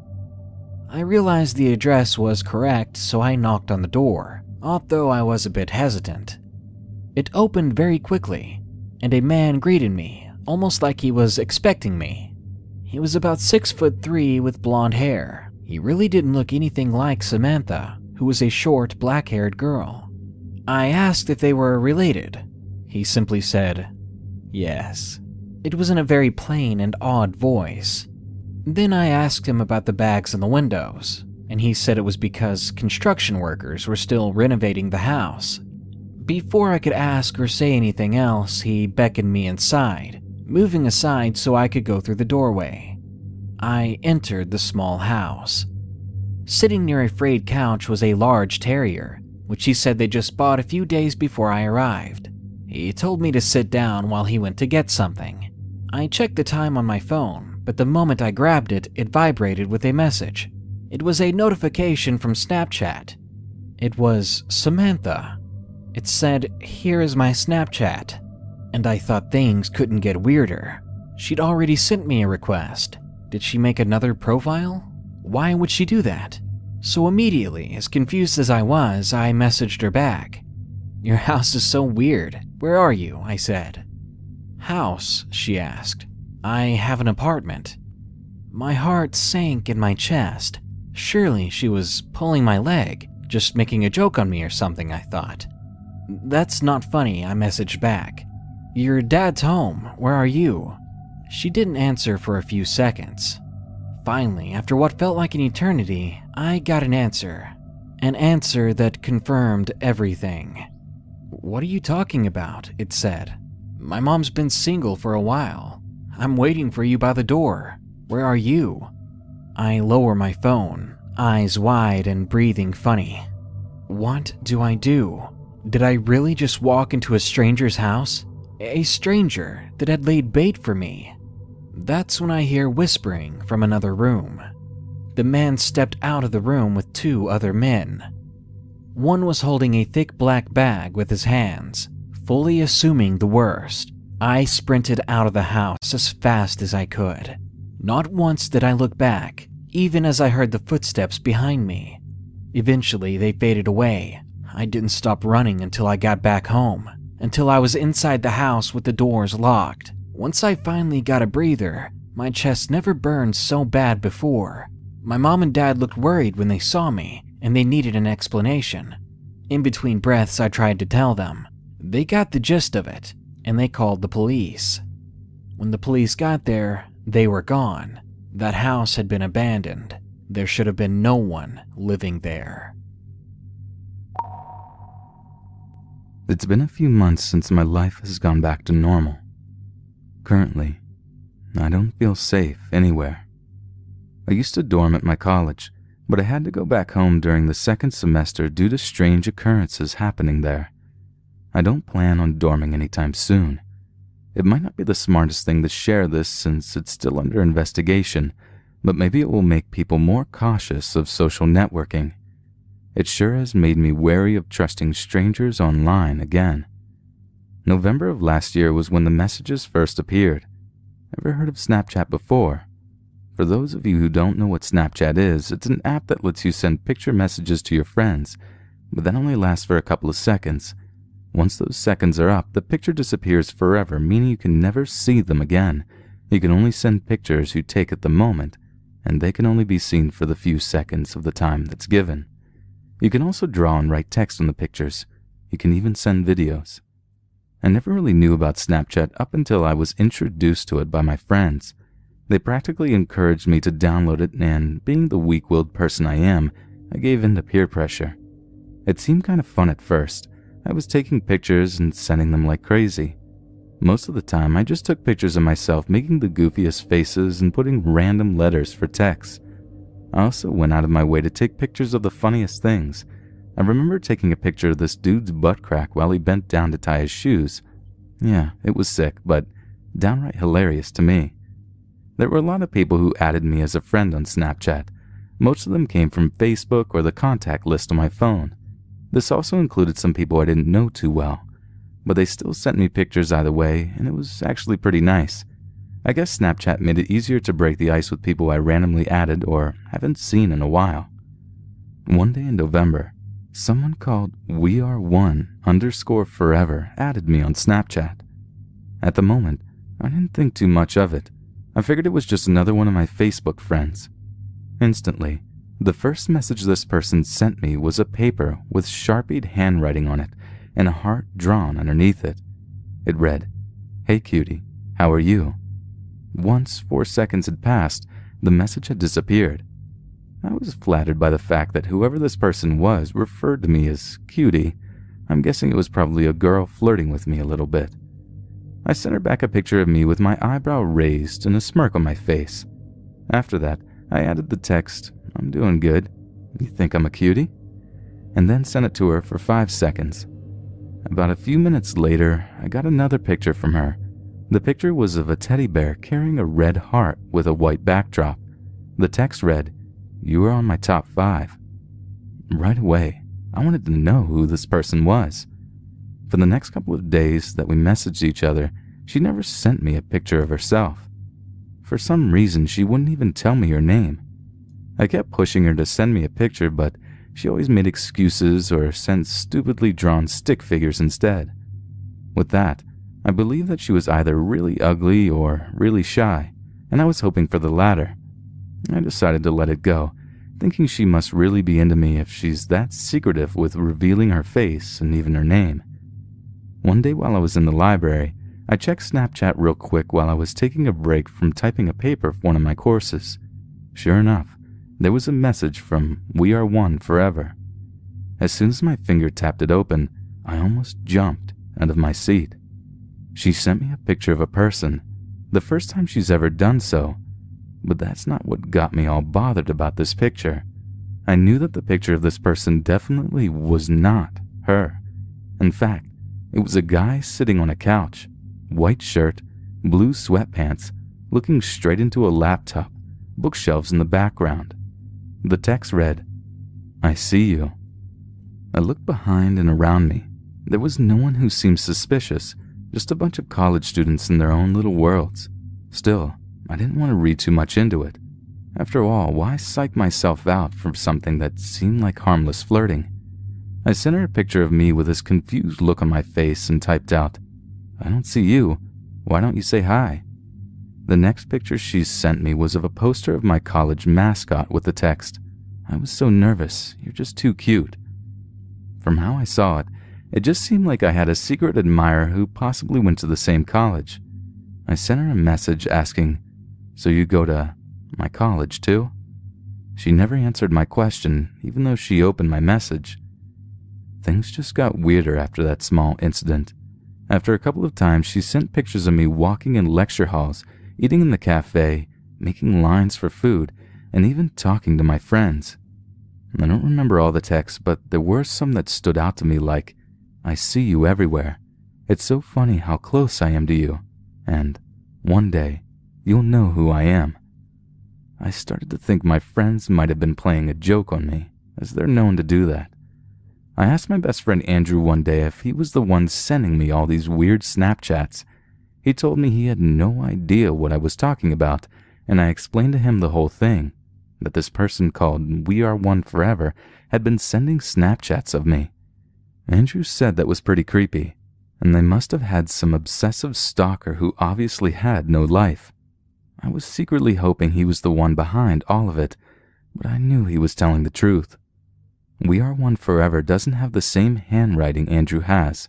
Besides, dude can't lie his way out of a paper bag. After talking to Andrew, I asked all my other friends about it, but they also told me the same answer. Either it really wasn't them, or they were playing some seriously elaborate mindfuck on me. One of them had to come clean, but no one ever did, and the Snapchats were getting a little too eerie. My secret admirer started sending pictures of only me and nothing else. She rarely added texts on them anymore. It was like she was playing Where's Waldo with me, and oddly enough, I was Waldo. It became her mission to send a picture of me at least once a day. I began to pay more attention to my surroundings, but the only people I see every day were my friends. I never saw the same face everywhere I went. I figured my friends had to be the ones messing with me. Eventually, I stopped sending messages to We Are One Forever, thinking it was best to ignore and pretend like it didn't bother me if it were them. I didn't mention the messages anymore, and I even stopped opening them. They just kept piling on wherever I went on Snapchat. The fall semester was almost over at that time. December came, followed by colder days and nights loaded with college assignments, projects, and final exams. Even though all of this sounded intimidating, I was a little relieved, to be honest. It gave me the excuse to focus all my attention on something more important than those messages. And yet, whenever I looked at my phone for the time or a new text message, I always saw a notification from Snapchat. We Are One Forever sent you a message, is what it would say. After a week of ignoring them, I finally let curiosity get the best of me. Once I started opening one, I saw a picture of me, but when I blinked, it was already gone. I opened up another message, me again, but it disappeared as fast as the last one. As I opened those messages one by one, I could feel my heart sink deeper and deeper with each message. They were all pictures of me all over campus. I couldn't even fathom as to how this person was able to follow me from one place to another. She even took pictures of me during lectures and when I came out of bathrooms. That day, I decided to stay in my dorm room since I was starting to become actually paranoid from all of this. My roommate, John Michael, wasn't there for most of the time. Some of my friends were texting me to join them for lunch, but I was in no mood to come out and show myself to my secret admirer. She seemed to know where I was every single time. To avoid my chances of being another Snapchat message, I only came out that day to buy myself a sandwich. When I looked at my phone a few times, I was pleasantly surprised at the lack of Snapchat notifications from her. I was able to breathe normally again, even though part of me was worried about going out. After all, I couldn't just stay trapped in my dorm room every day. I had classes to be in, friends to hang out with, and parties I wanted to go to before the semester ended. That night, I couldn't really sleep. I actually felt more alive that moment than I did the whole day. It was impossible for me to go to sleep when I had a million thoughts racing through my mind. Unsurprisingly, all those thoughts were related to those damn Snapchat messages. Finally, I fell asleep for what felt like hours looking at the darkness. The next morning, I woke up tired and not in the greatest of moods. I checked my phone to see the time. It was 12 in the afternoon. Out of habit, I also checked Snapchat for any new messages I could have received. The more recent messages were from We Are One Forever. Her messages took up all of my Snapchat. It had to be almost 50 she sent me. Seeing her username alone made my body tremble with morbid curiosity. Before I opened the messages, I noticed something was off about them right away. She sent me videos in the more recent Snapchats which is something that never happened before. Also, the time she sent me those messages was about 6 hours ago. It made me extremely hesitant to open any of them, but something inside of me was demanding me to do it. She had to be taking pictures of something else that night. I was in bed the whole time. However, once I opened her first message, I couldn't believe my own eyes, and even thought for that second that I was going insane. I wanted to scream. Immediately I regretted my decision of ever opening that message. Just thinking about it gave me chills alone. At first, I couldn't make out what the picture was. It seemed dark, but she must have enabled the flash option because there was a bright light illuminating the subject of the picture.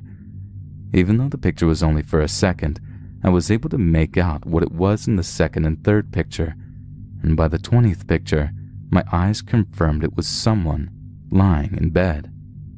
It made my heart beat unnervingly fast. Those were the most horrifying seconds of my life. As I kept opening these messages, they were the same pictures of someone sleeping. The more recent messages became closer and closer views of the person.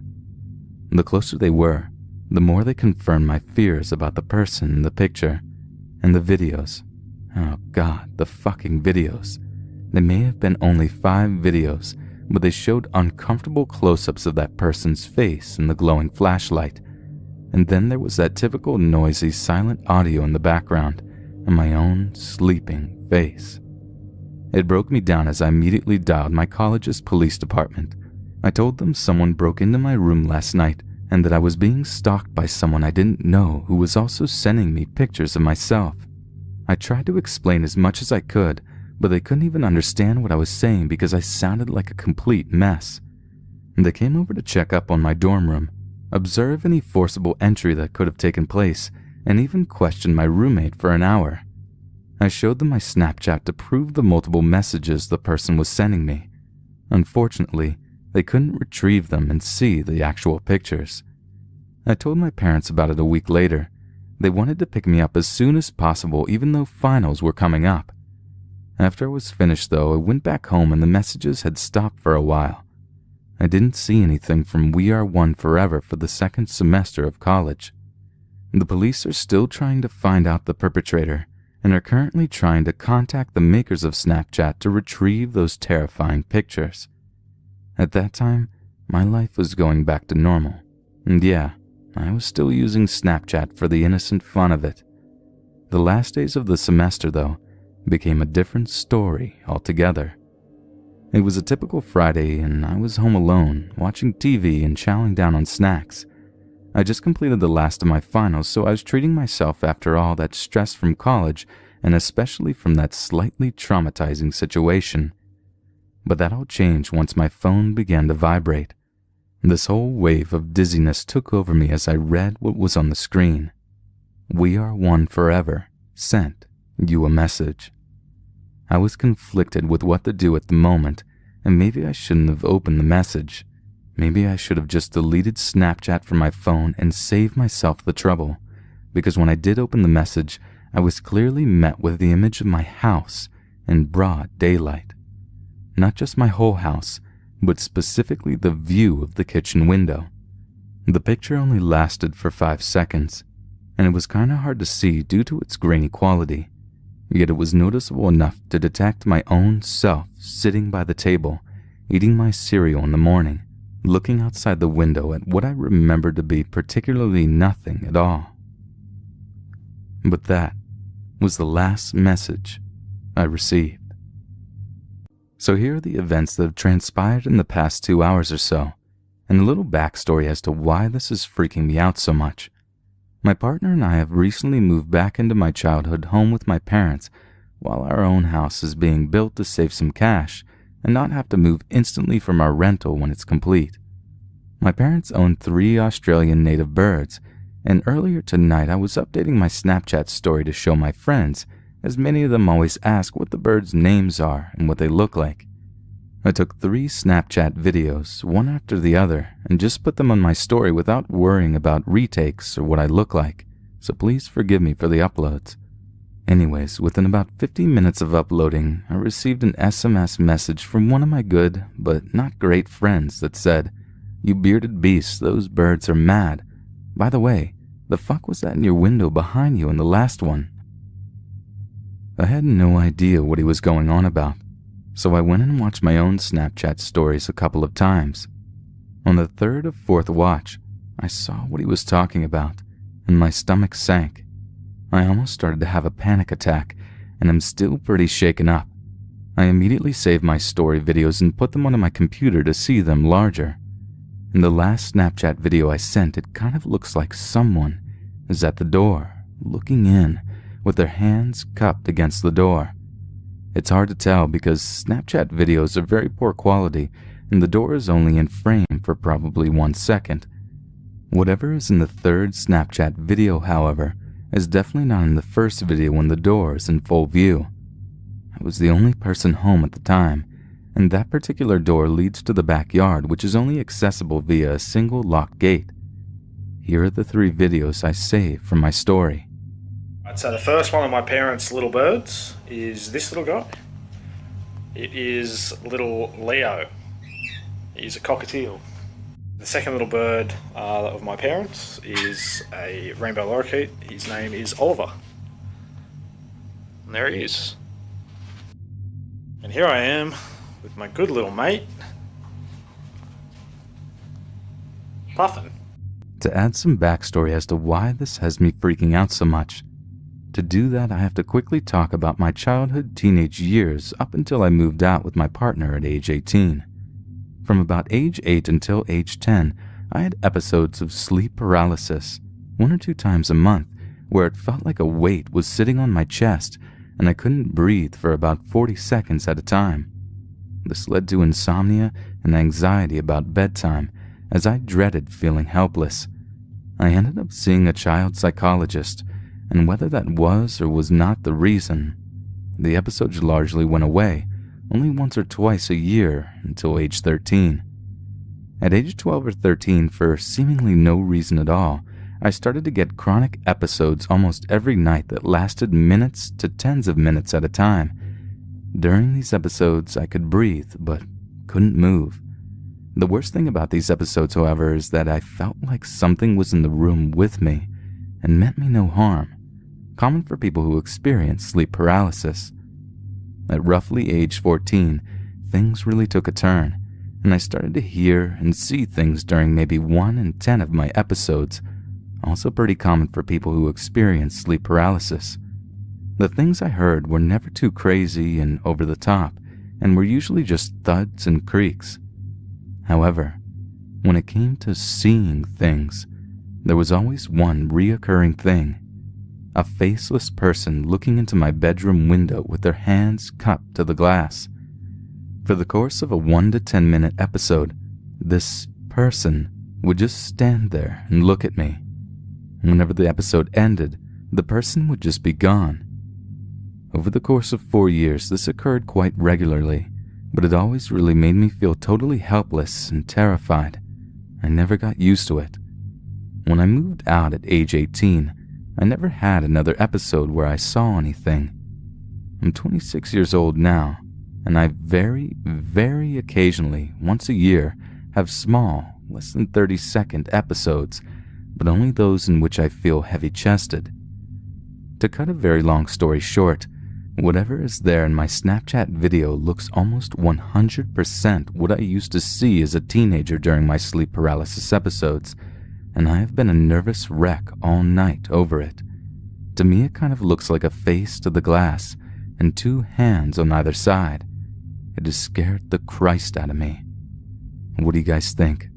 I'll try to answer as many questions as I can and respond to everyone that I can. Thanks a lot, guys. The following story is told from the point of view of a female.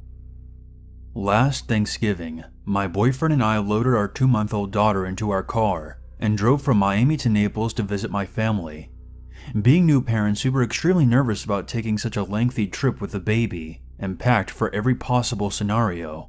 We left shortly after 12, my boyfriend behind the wheel, and we hit the highway, which was swollen with holiday traffic. After about an hour of driving, the baby became fussy, and we pulled over at a rest stop to feed her and change her diaper. While I was changing her, my boyfriend stood outside the car stretching, and suddenly called my name. Peering outside the car, I looked across the street in the direction he was pointing.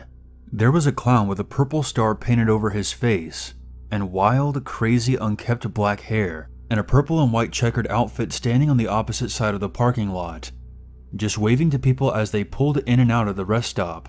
I chuckled and returned to what I was doing, unbothered by the clown, figuring it was just part of some kind of promotion. As we pulled out of the station, the clown waved at us, and I gave a lazy acknowledgement back. Just before my boyfriend took his foot off the brake and eased into traffic, the clown gave me the most hungry, sinister smile I had ever seen, and shouted, "You would look amazing draped over my lap." Even through the closed car window, I heard him clearly, and said, "Wow, what a creep." As we drove away, I repeated what the clown had said to my boyfriend, who hadn't quite heard it, and for a few minutes he was dead set on turning around to confront him. But I told him it wasn't worth it, as we still had a long drive ahead of us. We arrived in Naples shortly after 2:30, and by then, I had already forgotten about the incident, and didn't even bring it up to my parents. We had a great time at my parents' place, and ended up leaving close to 11:30 at night, much later than we had intended to. My parents tried to convince us to stay, and while we had plenty of stuff for the baby, we hadn't packed any overnight things for ourselves. So we decided just to commit to the drive. We figured that there would be a lot less traffic, and it would take a shorter amount of time to get home. My boyfriend had been driving for about 45 minutes when he asked me if I wouldn't mind taking over, as he was having a hard time keeping his eyes focused. I told him to pull over at the next rest area, and I would take the wheel. After a few minutes, we see a sign for a rest area and pull into it. It wasn't the same rest stop as before. It had no bathrooms, vending machines, or anything. It was basically just a long parking lot, with one row of parking spaces which looped back onto the road. My boyfriend pulled the car into a spot, nose first, so it was facing a long chain link fence, and beyond it, there was just trees and a swamp. I couldn't see anything specific in the glow of the headlights. He put the car in park and left the engine running, and the lights on as he climbed out of the driver's seat. The baby started to fuss as soon as the car stopped moving, and after I climbed out of the passenger seat, I opened the back door to check on her. My boyfriend climbed into the passenger seat and immediately shut his eyes. After I confirmed that the baby was fine and would probably fall back asleep when we started driving again, I shut the back door and made my way to the driver's seat. That's when I heard the sound of the chain link fence rattling, and something being dragged across the metal links, steadily drawing closer. I turned in the direction of the noise, and for a split second, I only noticed the dark outline of a figure on the opposite side of the fence, until they stepped into the light of our headlights. It was the exact same clown from the other rest stop, except this time he had a large red stain splattered across his purple and white costume, and was dragging a broken beer bottle across the fence. He pressed his face directly into the gaps in the fence and smiled at me. He cackled, "Hello again," and started making lewd gestures with his tongue. I was at a loss for words. It was so unbelievably surreal that I could only stare at him in disbelief and horror, not knowing whether I should be truly afraid or start laughing at the absurdity of it.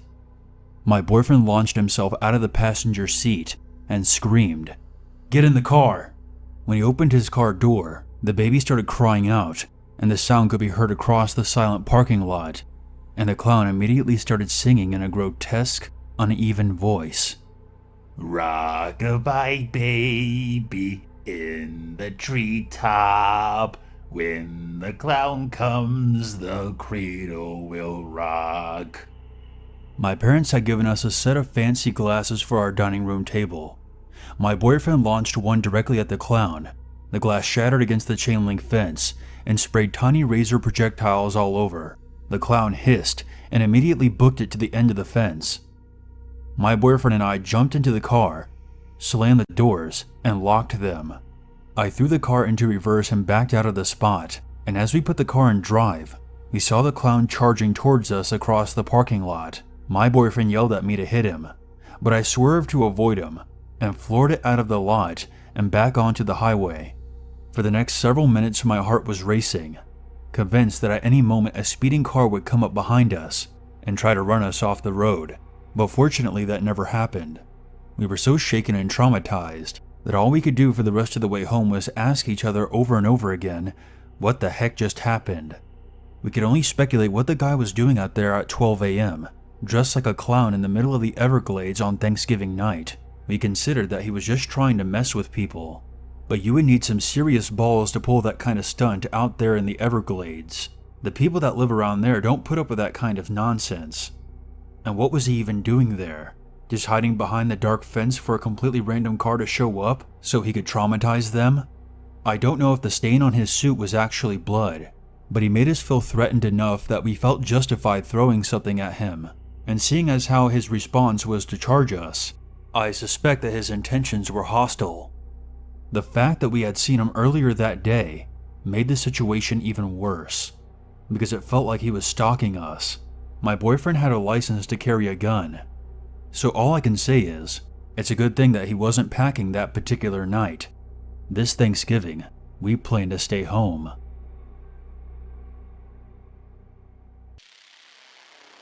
I know when most people think of a female clown, they immediately think of the charismatic and very sexy Batman villain Harley Quinn, but I promise they're not all like that.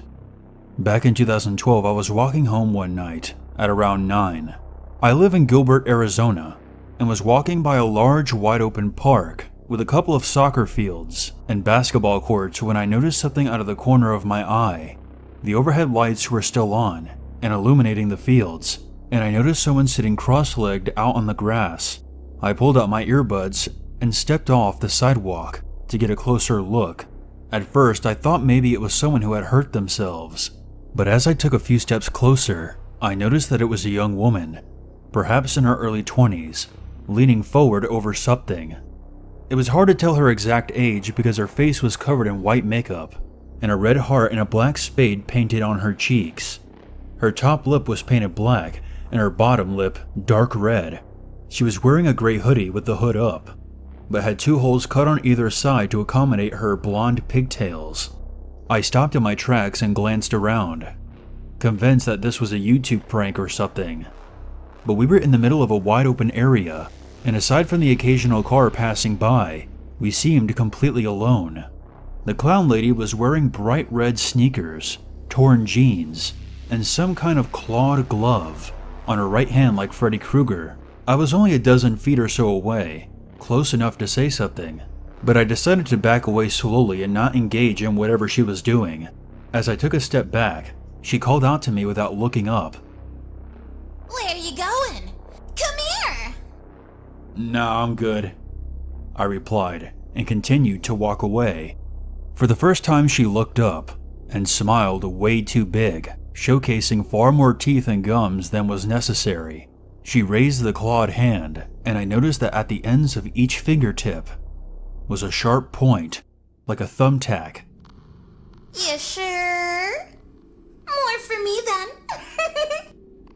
That's when she pulled out a large kitchen knife, the size of an ear of corn, and started cutting into the thing on the ground.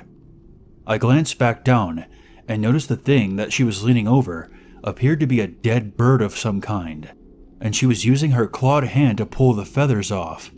She stabbed at the bird with the blade, and then pulled out a flask out of her pocket and threw back a swig.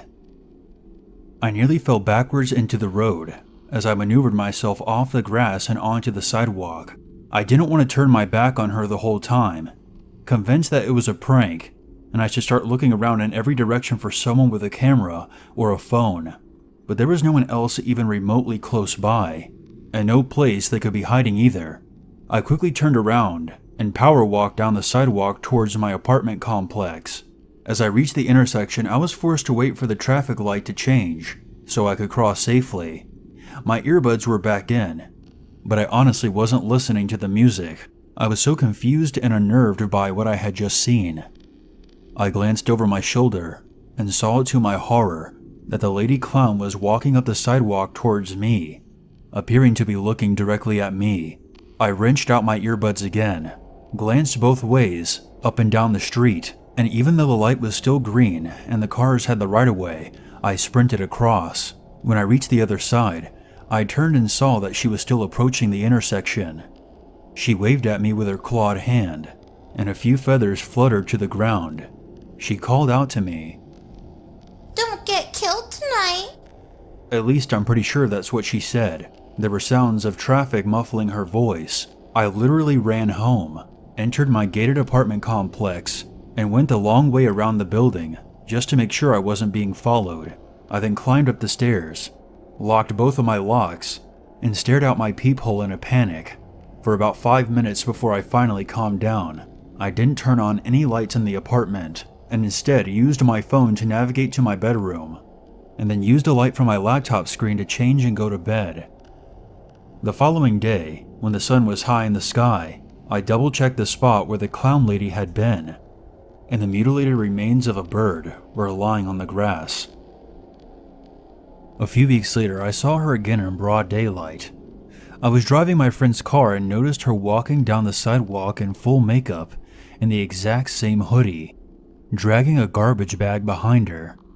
I turned the car around out of morbid curiosity and followed her for about a half mile, pulling over on the side of the road to let her walk ahead for a while and slowly continuing on.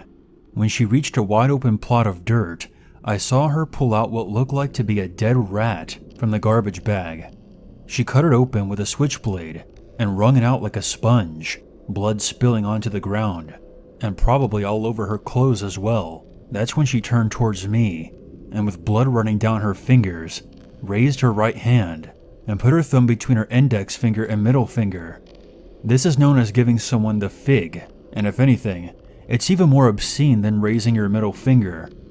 I immediately backed the car up and got the hell out of there. It's not that when she turned towards me that bothered me. She easily could have realized that she was being followed.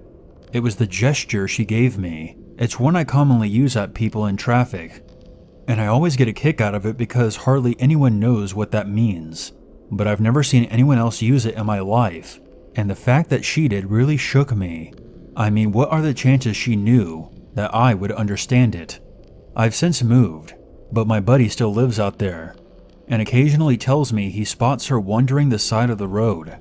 So next time you're in Gilbert, keep an eye out. A few years ago, I was looking for a roommate.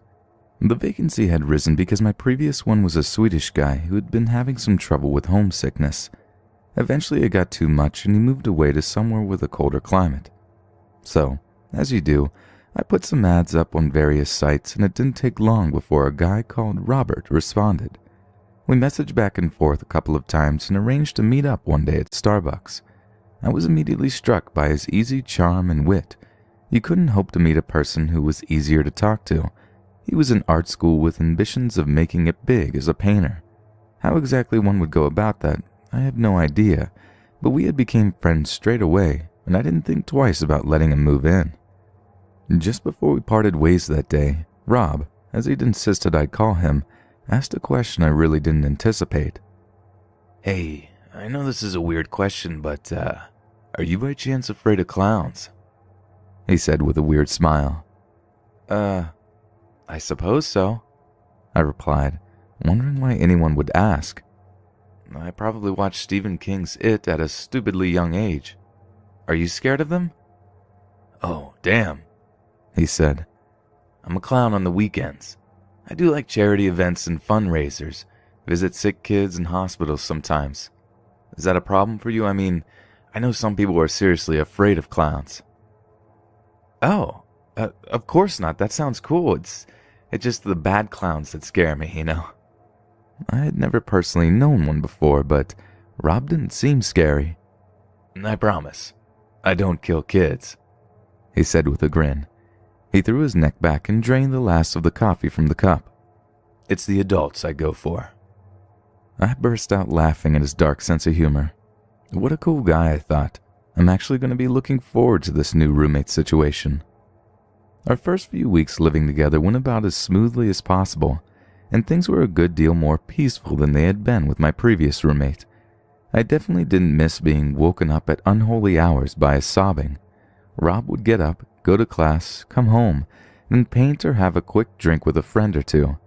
Sometimes on the weekend, he'd put on his clown suit and go out to those charity events that he talked about. He didn't seem like a scary clown. He was so cool, in fact, that he even began to change my view of clowns. There was a freezer in our kitchen that I told Rob not to bother using.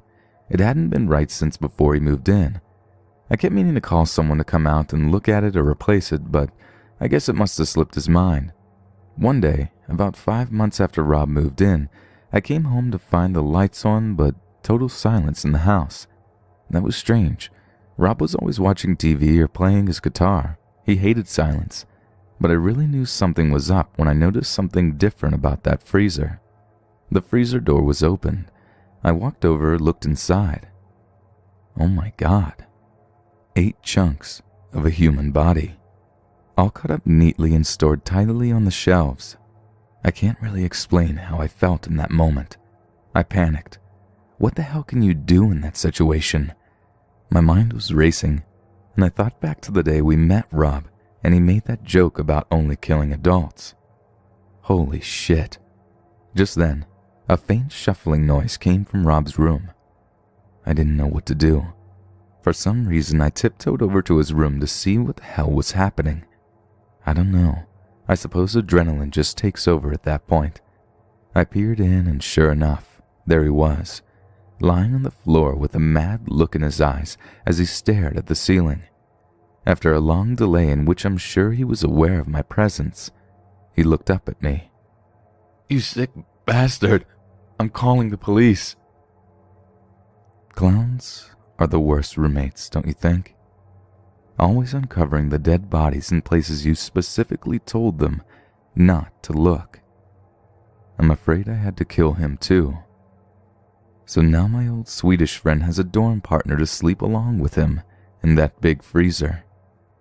Oh, by the way, I'm still looking for a new roommate, if anyone's interested. This happened just last night. I live in the middle of nowhere in Nebraska, and my older cousin Odo and I were driving back home from the Home Depot in town, traveling at about 50 miles an hour down a long stretch of road with fields on either side.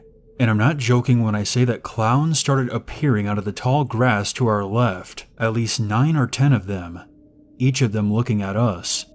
They all put out their arms and acted like they were going to grab the truck. I was at the wheel, and Odo called out, "Holy shit, really?" As we began driving past a few of them, one of the clowns, either because he was more daring than the others, or just couldn't see very well in his mask, got way too close to the road, and I hit the brakes, not to stop the car but to slow it down. When they saw us slowing down, they made to rush the truck. Alarmed that they were suddenly swarming us, I instinctively hit the gas again. I slammed the front right side of the truck directly into one of them, knocking him down against the pavement. Immediately, all the other clowns started yelling and cursing, not really making to help their friend, but instead smashing their fists against the outside of the truck. Odo told me to put it in park, which I did, and he pulled a handgun from under the passenger seat. It was my uncle's gun, but I knew for a fact that it wasn't loaded because the firing pin was broken, and the gun wasn't able to fire. He rolled down the window and pointed the gun directly at one of the clowns. The clowns immediately backed off. Then he yelled, "Give me a reason!" For a moment, there was just silence as the clowns backed away a few steps, but not enough for me to hit the gas and safely floor it out of there. Odo gestured to the clown on the pavement. "Is he alright?" The clown on the ground started crawling with his hands and knees and was shuffling away. Another clown carefully helped him to his feet. "Make a space." Odo gestured with the gun to the clowns in front of the truck, and they immediately parted. I put the car into drive and slowly started edging forward. "We have a dash cam, so don't bother calling the cops." Odo kept the gun pointed at all of them until we were far enough away, then rolled the passenger window back up. Seeing all those clowns clumped in the middle of the road in my rearview mirror was one of the strangest things I had ever seen. Odo placed the gun back under the seat before muttering that he hoped that the headlight wasn't cracked. When we got home, we opened some beers and watched Game of Thrones. and didn't even bring it up to my uncle when he got home. We didn't actually have a dash cam, but figured that there was no way for the clowns to know that for certain. I hope they learned something from this, because next time, I don't plan on hitting the brakes. The following story is told from the point of view of a female. Back during the height of the 2016 clown craze, where psychos were dressing up and wandering around rural and wooded areas, stalking and terrifying people, I was living in a very isolated and heavily wooded property in Connecticut. My driveway was so long that my house could not be seen from the road, and I never once had a problem with trespassers, so my kids were free to play outside in our yard whenever they wished. One afternoon, I was inside the house on a conference call when my 8-year-old daughter ran into the house, stating that there was a clown in our driveway. For the first several seconds, I was annoyed, because I was convinced she was either playing a joke on me or just seeing things. I excused myself from the call and asked her what she was doing there, and she simply replied, "It's pointing at us." Something in the way she said that made a chill run through me, and I stood up and walked out of the front door and onto the front steps.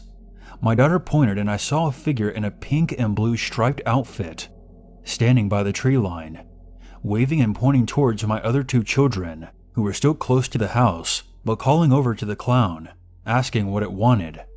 I immediately called my kids inside and locked my front door. I told them to stay put, grabbed my stun gun from its spot, and got into my car. I called my husband as I drove the car out of the garage and down the driveway, telling him what was going on, and he told me to keep the car doors locked and not to get too close. I decided, at least for the time being, not to call the police, because it would have taken them a good half an hour just to get there, and by then, the clown would likely be gone. I didn't just want to disappear into the house and wait for this person to get bored. I wanted to confront him and tell him to stay away from my property and from my kids. The clown wasn't by the tree line when I left the garage, but I drove down the driveway, into the trees a short way, and saw him jogging away at a brisk pace. When he heard my car coming, he stopped and turned around and looked back towards me. He wasn't wearing a mask, but his face was heavily made up, complete with a clown nose. But what really shook me was that he appeared to be holding a croquet mallet in one of his hands. He waved at me before disappearing into the woods, and I slammed on my brakes and rolled down my window halfway, screaming at him to get the hell off my property. I floored it to the end of my driveway and drove back and forth in the hopes of finding a parked car with a license plate I could report, but there wasn't anything suspicious or out of place. I returned to the house to check on my kids, who were more amused and excited than afraid. Inwardly, I kicked myself for not taking a picture of the clown on my phone, just to have a record of it in case I needed to report it. I told my kids they had to stay inside for the rest of the day, and figured that I would never see the clown again. Whoever it was had gotten his kicks, and certainly would not risk trespassing on my property again. The kids were asleep, and my husband and I were skimming through Netflix, and I got up to let the cat out. I'm not exactly positive on what I saw, but there was definitely something across the yard. I noticed movement out of the corner of my eye and thought I saw the shadow of something cast by the moon disappearing around the corner. I turned on all the outside lights, and my husband and I looked around, but whatever it was did not reappear. It could have been a deer, I suppose, but the reason I suspect it was the clown was because of the following morning. When I drove my car to the end of the driveway, there was a purple balloon tied to our mailbox, and the little potted plant at the base of the post had been smashed, as if something big, like a mallet, had come down on it. Worried that the balloon was an indicator of some kind, I immediately untied it. The rest of that day passed without incident, and by the following afternoon, I'd forgotten all about the clown until my kids came back inside and told me he was back and pointing at them again. I yelled at the kids to come inside, but this time, instead of getting in the car, I grabbed my phone and stun gun and stupidly charged out of the front door and stomped across the yard, determined to get a picture this time, and at best stun him and hold him down until the cops came and dragged his ass away. I never saw him that time, and instead of just keeping my kids shut inside, I loaded them in the car and drove to my parents. This time they were a little more spooked by the clown, and I began to become concerned that perhaps my kids were not safe in the yard anymore. I asked them if it was the same clown, and they said it was, and this time he was holding a sledgehammer. I don't know if that was true, or if they were just misidentifying the croquet mallet. The following day, I decided to become a little more proactive. My parents let me borrow their black Labrador named Groucho. He was a friendly dog, but had a tremendously loud bark, and was fiercely protective of the kids. For 2 days, nothing happened, and I was starting to hope that the clown had moved on to harass someone else. That's when it happened. I was returning back up the driveway in the car, after getting the mail, when I noticed the clown was sneaking through the woods. Groucho was in the back seat and immediately started barking loud enough to rupture my eardrums. I slammed on my brakes and immediately called the cops and told them that there was a trespasser on my property and he was carrying a weapon. I honestly couldn't tell if he was carrying the croquet mallet through the trees, but I know he had been carrying one before, so I felt I had a reasonable cause to assume. As I was on the phone with the cops, another call came in on my cell from the house. My oldest daughter was crying, saying that there was a clown standing on our back deck, right outside the sliding door. This one was dressed all in orange, with a blue face. I floored it back up the driveway, threw my car into park, and when I reached the garage, I saw the second clown sprinting towards the woods. I opened the rear door, and Groucho tore after the guy like a ballistic missile. He caught the clown right by the tree line, and the guy started screaming as the loyal dog leapt on top of him and tore at his costume. I distinctly heard 2 separate male voices yelling in the trees, though I couldn't make out exactly what was being said. My daughter was still on the line and confirmed to me that all the kids were still inside, so I went after my dog into the woods. When I found Groucho, he was limping slightly. I was infuriated to see that he had been stabbed with what could have been an ice pick or a screwdriver, but he ultimately seemed unbothered by it. When the cops arrived, I gave them my statement, and they searched the woods. About an hour later, I got a call saying that 2 men had been pulled over and arrested several miles away for reckless driving, and one of them had severe dog bites on both legs. Groucho went to the vet and got bandaged up, and fortunately he has been perfectly fine ever since. I never heard any follow-up pertaining to the arrest afterwards, but the whole situation still amazes me. Getting to our house through the woods isn't an easy 2-minute hike. These men had to walk a good 10 to 15 minutes through the thick forest in full clown makeup just to get close enough to see our house, all for the sake of pranking and terrorizing my family, who was just minding their own business. Their motives were completely lost on me, and the more research I did on this whole clown thing, the more I think it was some kind of test or initiation, and not just something bored people were doing to pass the time. They put real effort into stalking us, and ultimately were rewarded with a dog attack. I think they got lucky. Fortunately, I've never seen another trespasser on my property since.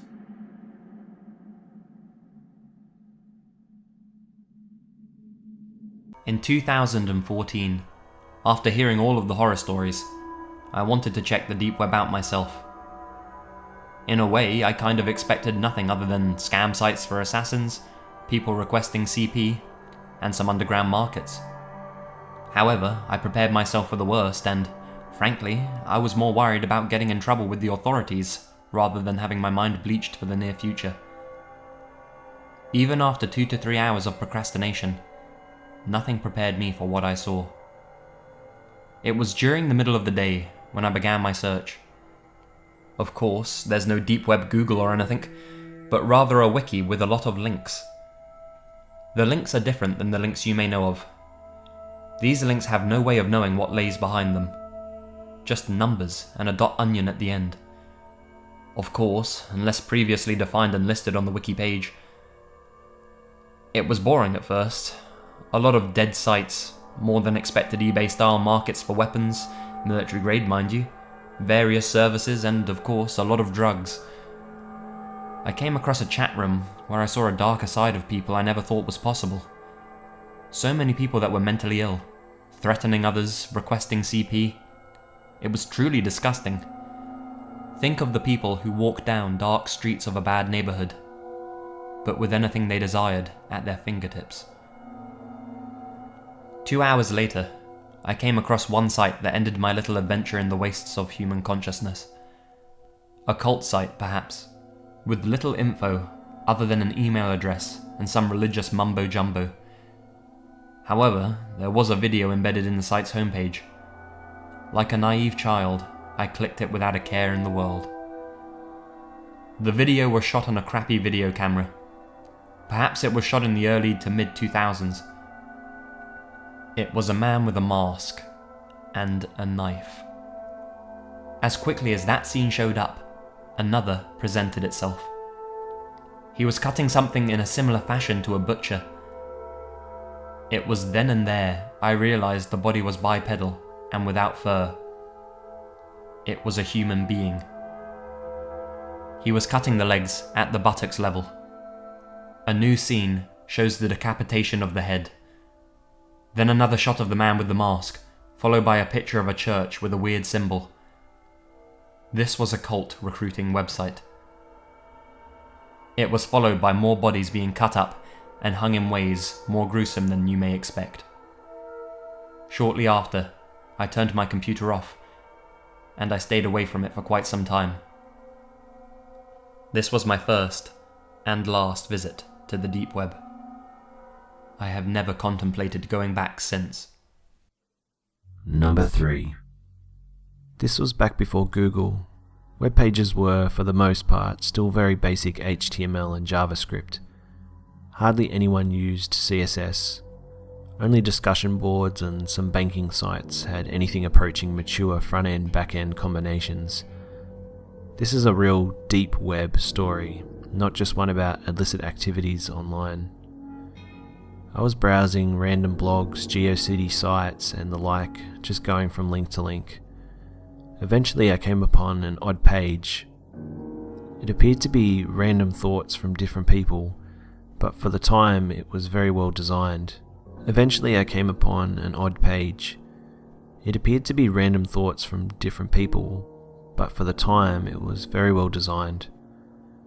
The messages seemed to be cryptic in nature, like several people trying to pass secret notes.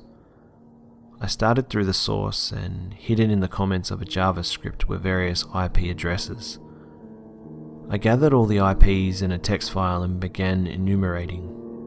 Some were routers with banner messages I could telnet to, almost all at universities. The default Cisco credentials from back in the day worked on most of them, but I didn't poke around. A few of the IPs were web servers with little to nothing on them, mostly APAC on Linux or some BSD, at least one IIS server I can recall.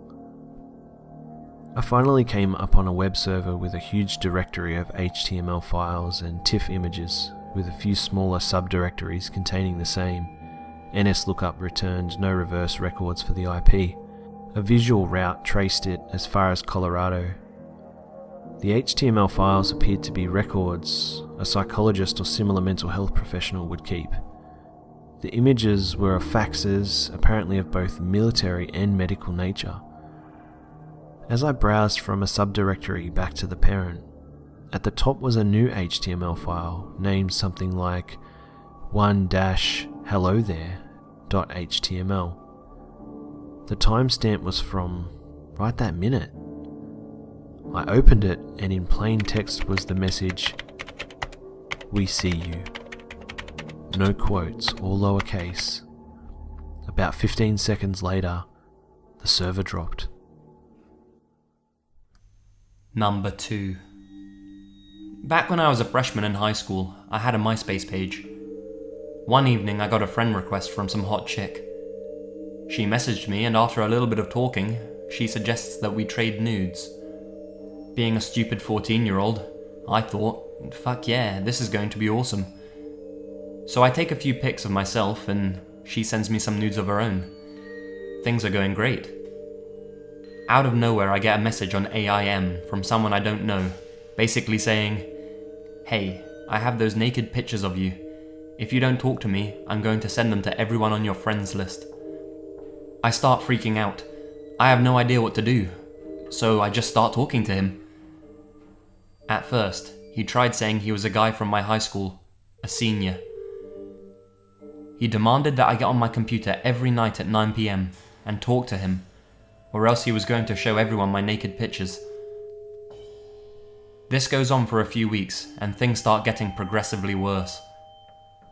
By now, I know he's not from my high school. He's an adult and a complete psycho. One night I was at a friend's house, and the only person at home was my sister. She calls me and says that some guy called the house and insisted on talking to me, and got very angry when she said that I wasn't home. A few nights later, I was not able to get on AIM until midnight, and the first thing that he messages me when I sign on is, "I've been sitting in front of your house, admiring your Winnie the Pooh flag, and trying to look into your bedroom window." I freaked the fuck out. My mum always puts up seasonal flags, and so we had some cheesy Winnie the Pooh Valentine's Day flag out on my front door. Up until this point, I hadn't told anyone about this guy. I was just hoping he'd go away. So I wake up my brother and tell him what's going on. He insists that we call the police, but I was convinced I could get him to stop bothering me, and the police weren't necessary.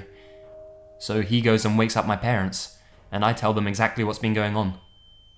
My mum immediately freaks out, rightly so, and calls the police.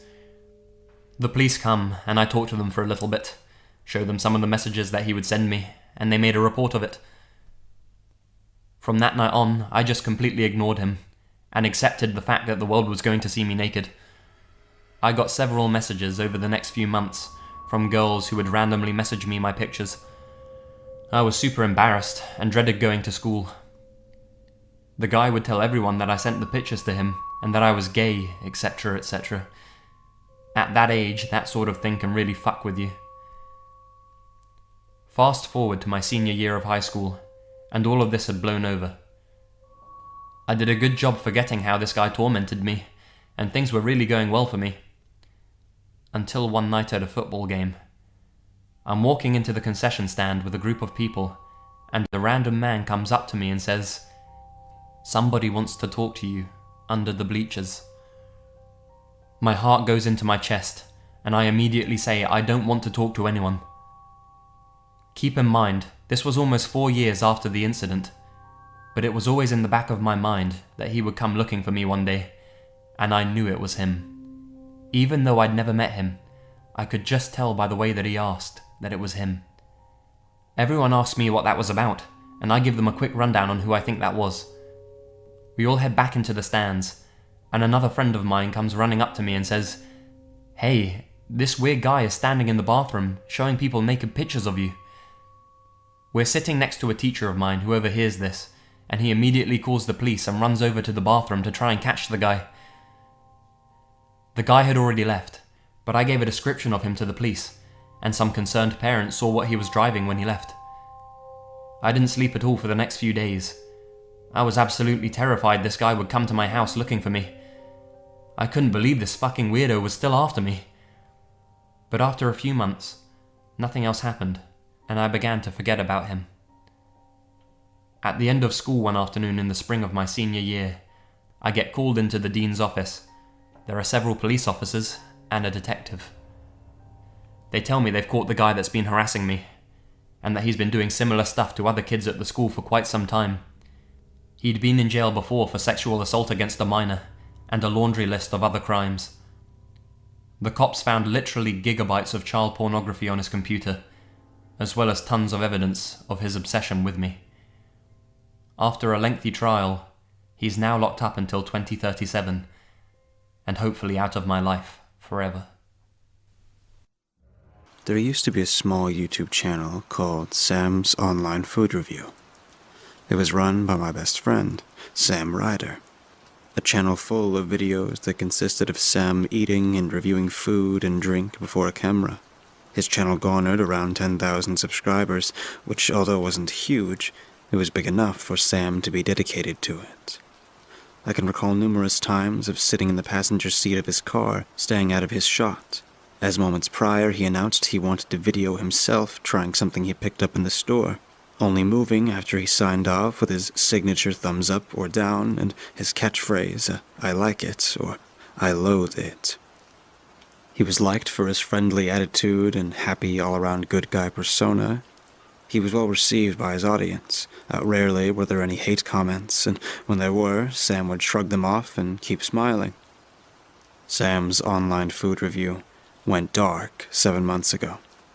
No warning, no notice, just deactivated. I didn't hear or see from Sam despite numerous phone calls and house visits to no avail.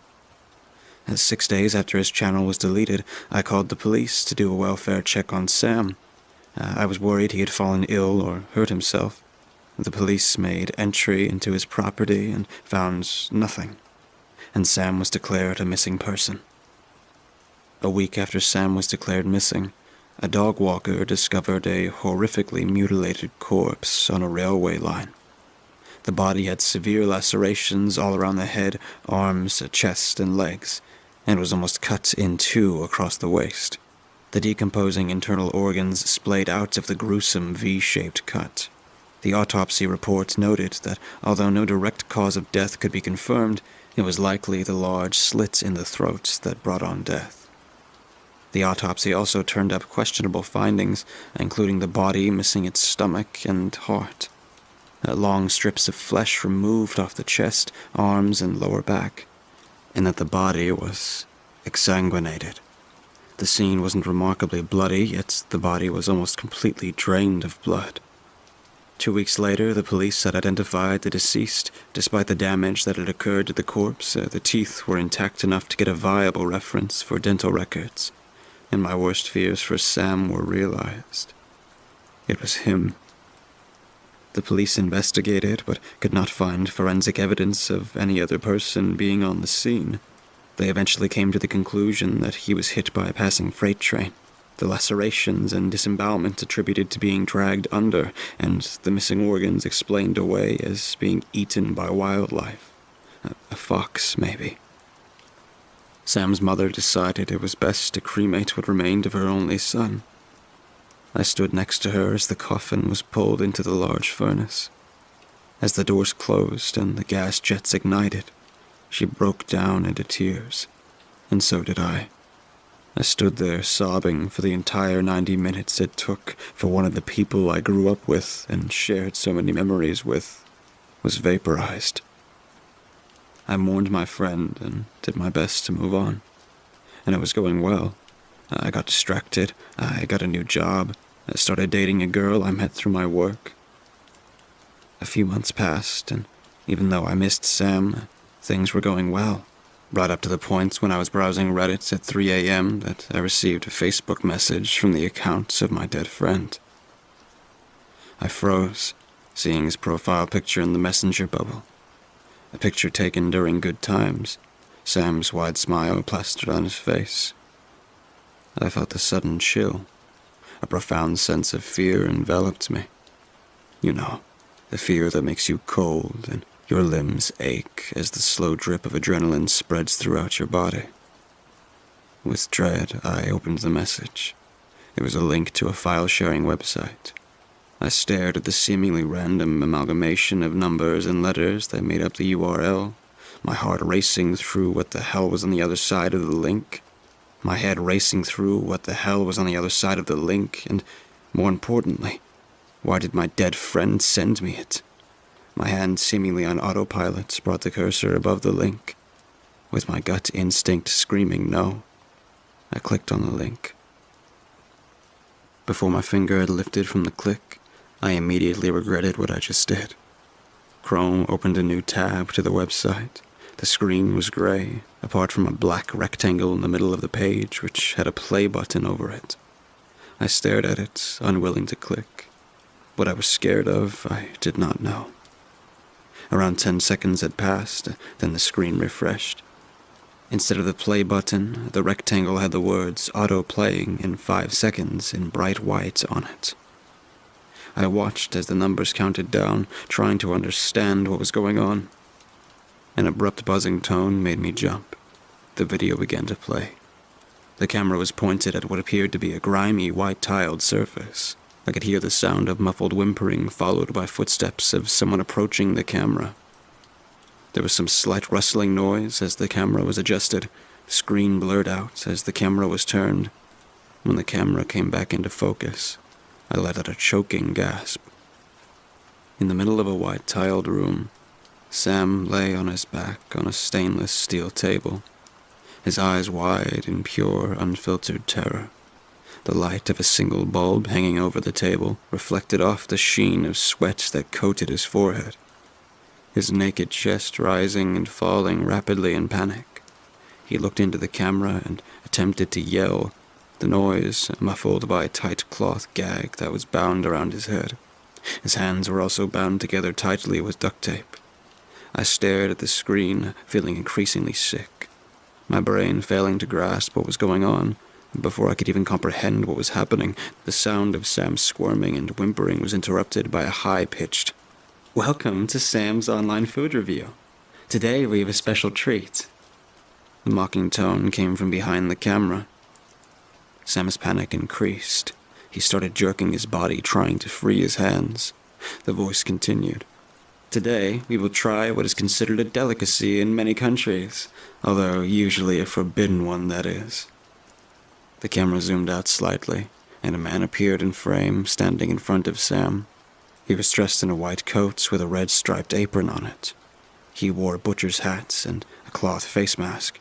In his rubber-gloved hands, he held a large, red-handled butcher's scimitar, and in the other he held a sharpening rod. The man started running the knife up and down the blade in a smooth fashion, the steel on steel making a smooth, shinking noise. Sam's panicked, muffled yells growing stronger. The man placed down the sharpening rod and walked around the table. Sam turned his head and started what sounded like desperate pleading with the man. "Poor little lamb," the man cooed. "It won't hurt long, and you'll be delicious." Even from here, I could see that tears filled my friend's eyes. As he struggled, the man rolled Sam onto his front and pulled his head over the edge of the table. The man then walked out of shot and returned with a metal bucket. He placed it on the floor below Sam's head. In a swift motion, he grabbed a tuft of Sam's hair and lifted his head and started slitting his throat. Crimson burst from his neck and splashed over the bucket and onto the floor. My friend's body jerked uncontrollably as blood spewed out of his neck like a volcanic eruption. As I watched this happen, I threw up. I fell out of my chair in horror. I pulled myself away, not able to see any more. I fell again by the door, the speakers of my computer loud enough to hear what sounded like slicing and grunting. I lay curled up in the corner, sobbing amidst a panic attack, the minutes feeling like hours. When the sound stopped, I shakily got up and walked to my computer. Avoiding the pool of sick on the floor, I forced myself to look at the screen. The page had closed, and Chrome displayed the Reddit screen. The Facebook tab had one notification. I didn't want to click it, but I willed myself to. It was a message from Sam. "I like it."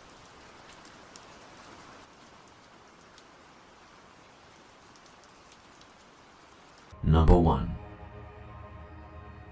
To begin, I think I should explain to some readers the difference between the deep web and the dark web. The deep web is a place that is accessible online by the use of special web browsers such as Tor that contains less than legal things such as drugs, human trafficking, and hitmen for hire. The dark web is pretty much everything that is no longer available by conventional means, such as military websites and other sites that have not been incorporated into the current internet architecture. With that in mind, I would like to convey to you all my story of my accidental journey into the unknown space known as the dark web. I'm a computer technician by profession.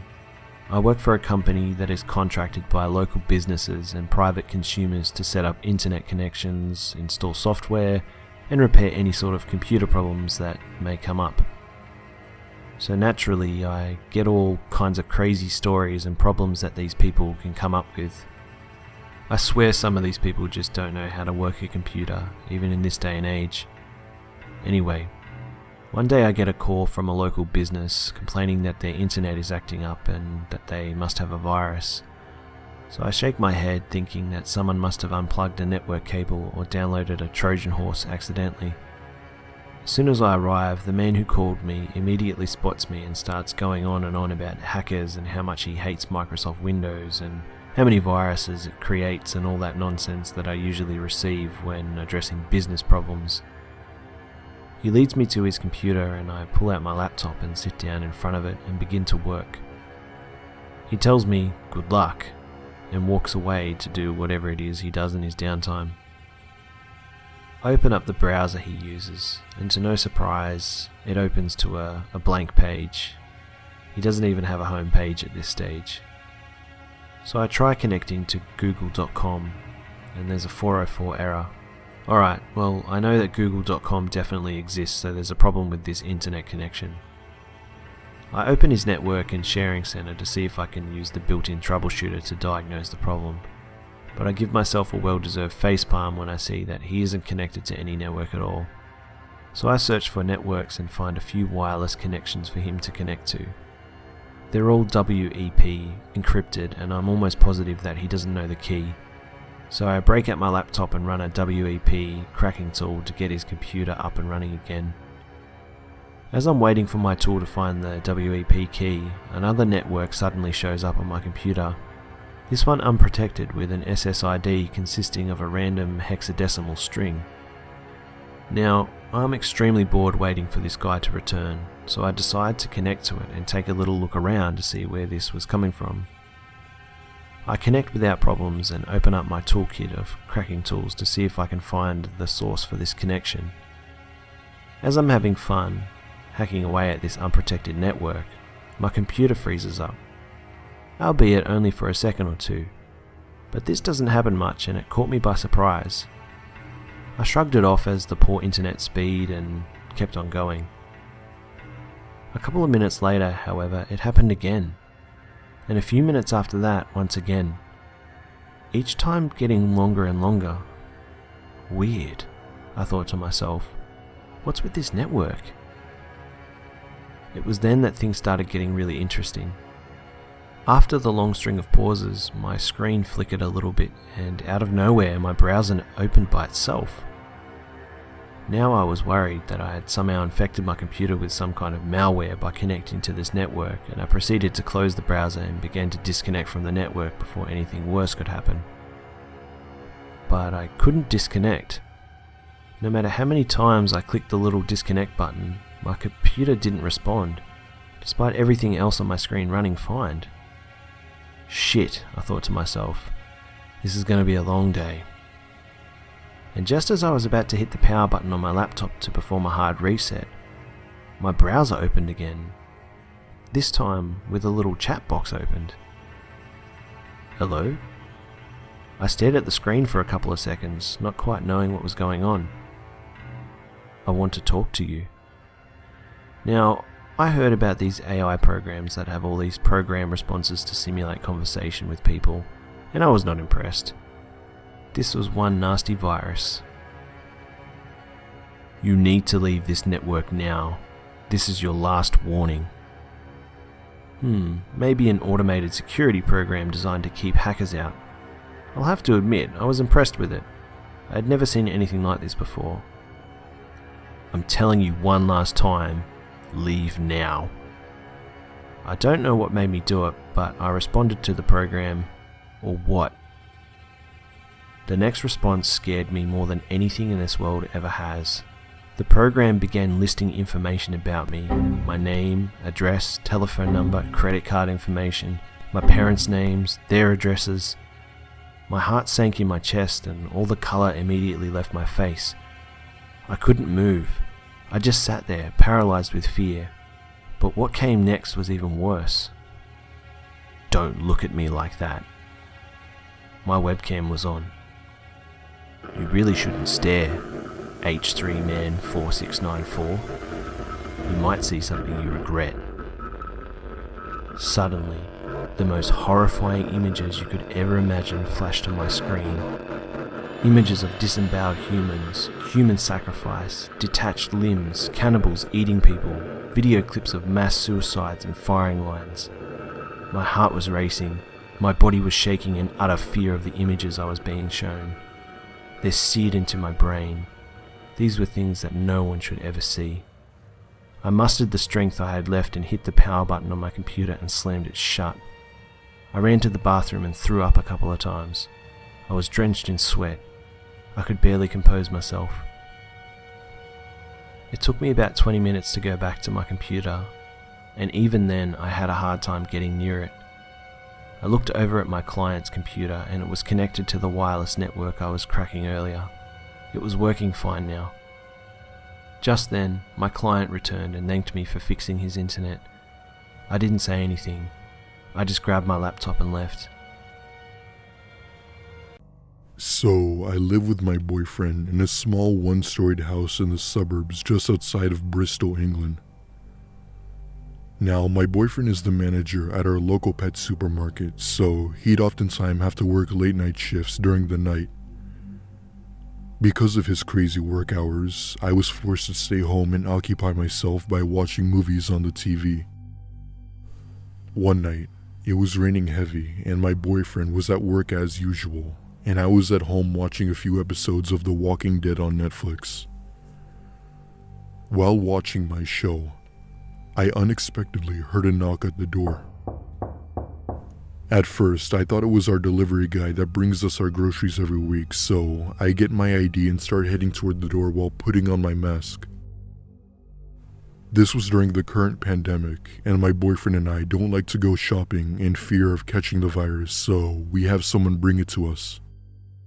I opened the door, ready to hand out my ID, but was shocked to see some random guy just standing there in the rain. He wore a black long-sleeved shirt, black pants, and he had messy hair, almost homeless. Suddenly, he started abruptly making loud, high-pitched noises. His mouth hung open, revealing several missing teeth, and I saw craze in his red eyes. It startled me at first, but trying to be polite, I asked him if he needed help. But as expected, he gave no response. This guy was clearly on some strong shit. At this point, my adrenaline was rushing like crazy, but I didn't want to be rude and close the door on him.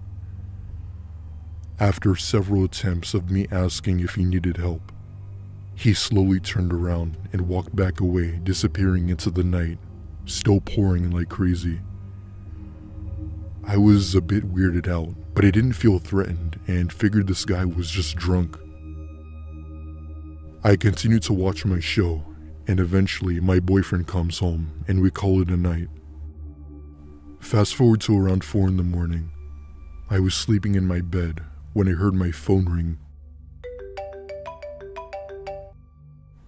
I rubbed my eyes and saw that it was an unknown number, so I could only assume that it was bad news.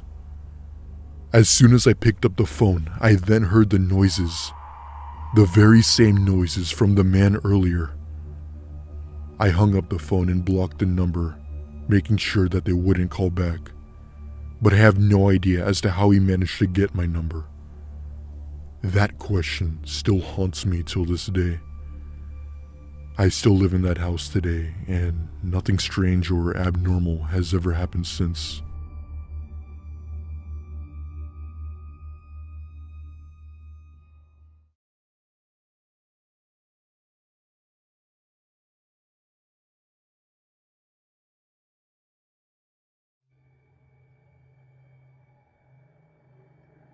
For some context, I'm a 19-year-old female and I just moved out of state and had just started my first semester in college.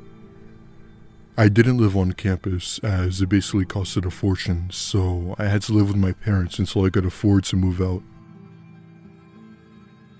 One day over the weekend, my parents had left the house for a 3-day vacation, so I had the house to myself. Being only 19 and easily getting bored, there weren't too many things that I could occupy myself with. So I call up my friend who lives just around the corner from me and invite her over to watch some Netflix as we had recently got it. She agreed and came over to my house, and we both sat on the couch and watched a movie.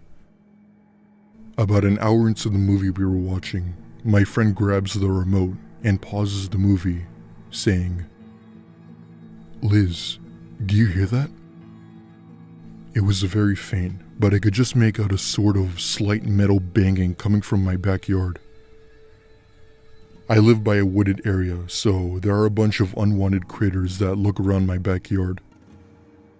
However, the noise sounded as if it were in a pattern. It's the same bang and scraping noise repeated over and over again, and I felt sick to my stomach. Being a very paranoid person who watches too many horror movies, I grabbed my brother's baseball bat from his room while I opened the back door. It was practically pitch black outside, so I couldn't see as to what was making the noise. At first, I thought that it could have been a rat or even a squirrel. But when I turned on the outside light, all of my thoughts as to what it could be quickly vanished. The outside light revealed a man hitting my AC condenser with one of my dad's gardening tools. He was super thin, maybe about 5'8", and he looked like he hadn't seen anyone in years. I lost it and ran back inside, telling my friend that we had to leave through the front, and that's exactly what we did. We ran out of that house so fast and got into my car while my friend was on the phone with the police. All the while, I had been crying my eyes out until we stopped at a nearby gas station so I could calm down. As far as I know, whoever was in my yard that night was gone. The police searched the area, but there was no sign of the person that matched my description.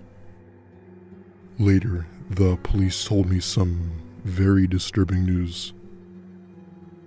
They said that as they were looking around my house, they saw that the door to my garage was wide open and broken down.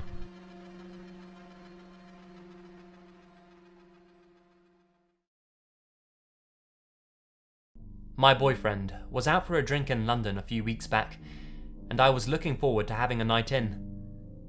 My night was all planned out.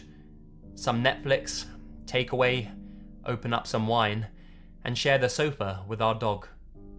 We have a husky called Lulu who thinks she's a human.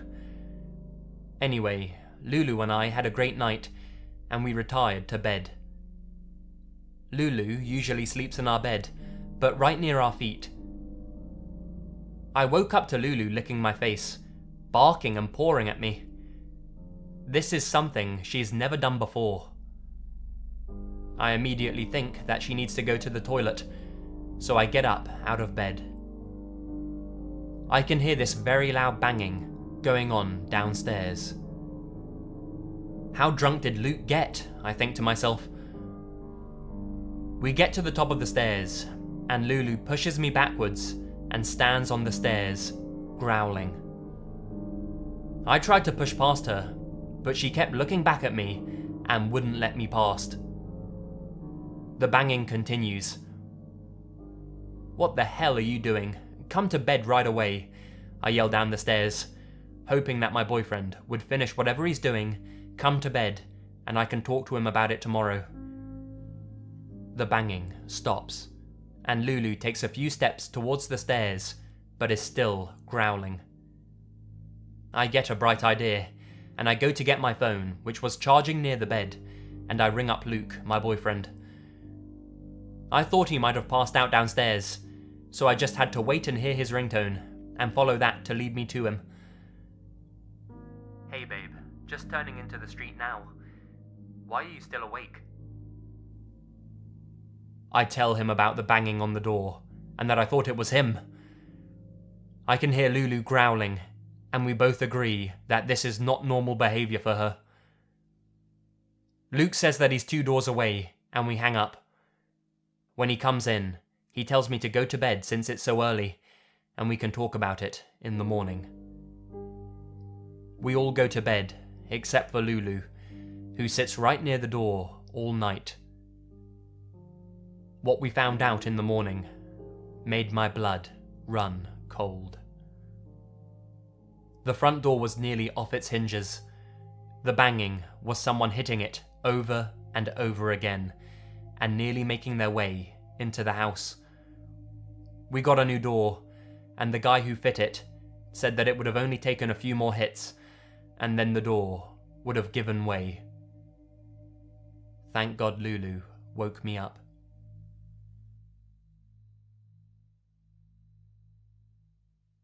So, this happened just a few months ago, and I'm still shaken up as I write this. I'm a female, currently 25, and I just bought my first house with my fiancé in Charleston, South Carolina. The house we moved into was nothing too special. It was just a basic looking house appropriate for 1 or 2 people. One night, my fiancé got called into work as he had an important meeting with his employees to discuss something about customer satisfaction. It was storming outside, and I was feeling tired, so I decided to throw myself on my couch with my dog Crayon to try and find some good shows to watch on Netflix. After looking through an endless page of shows and movies, I eventually settled with American Horror Story, which is the best show in my opinion. Fast forward till about an hour into a few episodes, I start to fall asleep when I was awoke to Crayon barking. I have a German Shepherd. She was a good girl, but she did have a troublemaking mouth. Crayon was looking at the sliding glass door that led out into the backyard. Now, we live right next to a forest preserve, so I dismissed it as her barking at a squirrel or some other critter. However, her barking went from plain annoying to defensive. She then ran to the glass door, jumping on it while constantly scratching, basically trying to break it down while still barking her head off. I got curious and paused my show and went to go see what she was barking at.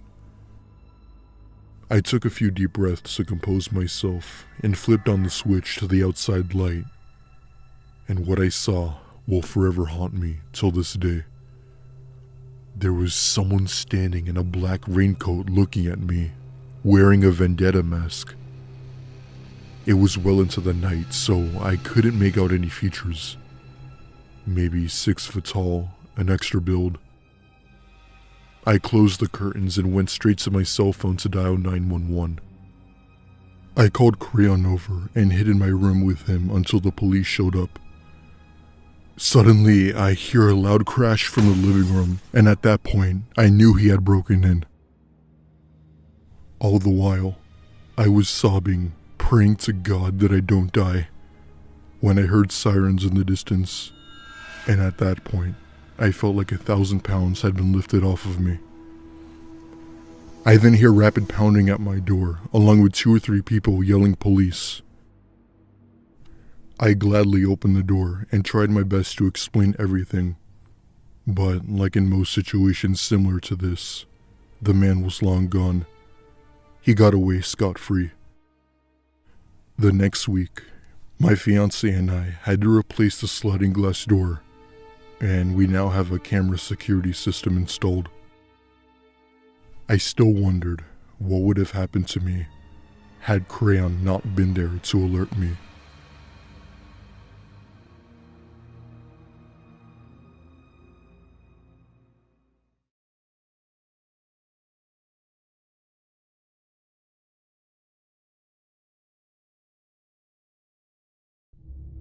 This happened to me a few years ago when I was 25 years old, and this is by far one of the scariest and unexplained encounters I've ever had.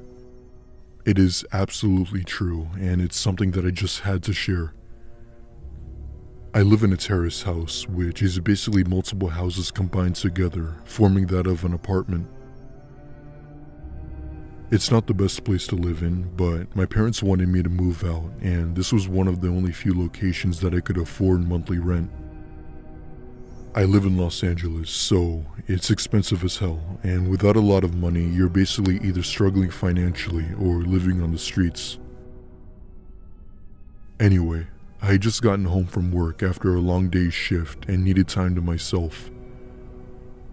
Being the big couch potato I was, I threw myself onto my couch and watched some Netflix with my cat until my fiancé got home. I have a peach-colored American short-haired cat named Gus, and he's actually my emotional support animal to help me cope with my anxiety. So I'm sitting there, watching Orange is the New Black with my cat, when he suddenly starts meowing repeatedly. Even though it's something all cats tend to do, I found the behavior very strange, as my cat never meows unless he wants food. But seeing as he was already fed not too long ago, it didn't make any sense. All of a sudden, his meowing turned into high-pitched hissing while arching his back. The hair on his back also began to stick up. At this point, I didn't know how he had gotten so scared. And that's when I realized that he was looking at the bathroom door in the hallway. My heart sank into the pit of my stomach as I realized something must have startled him. The door to the bathroom was shut, but I quietly tiptoed over to the door and put my ear to it. And that's when I heard it. A loud bang hit the door, and I grabbed Gus and took him outside of my apartment down to the lobby. At first, I figured that my boyfriend was messing with me in the worst way possible, but he had claimed that he was still at work when I called him. With no other option, I call police and they have 2 cars over within 5 minutes. 2 of the officers questioned me, while the other 2 went to go check in my apartment. When they got back, they had some very odd news to share with me.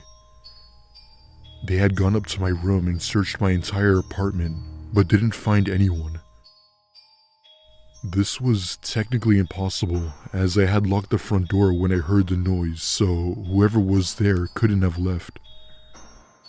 I don't know if it was an intruder or something paranormal, but I knew that my mind wasn't playing tricks on me as my cat had gotten startled. One thing I do know is that I wasn't alone in my apartment building that evening.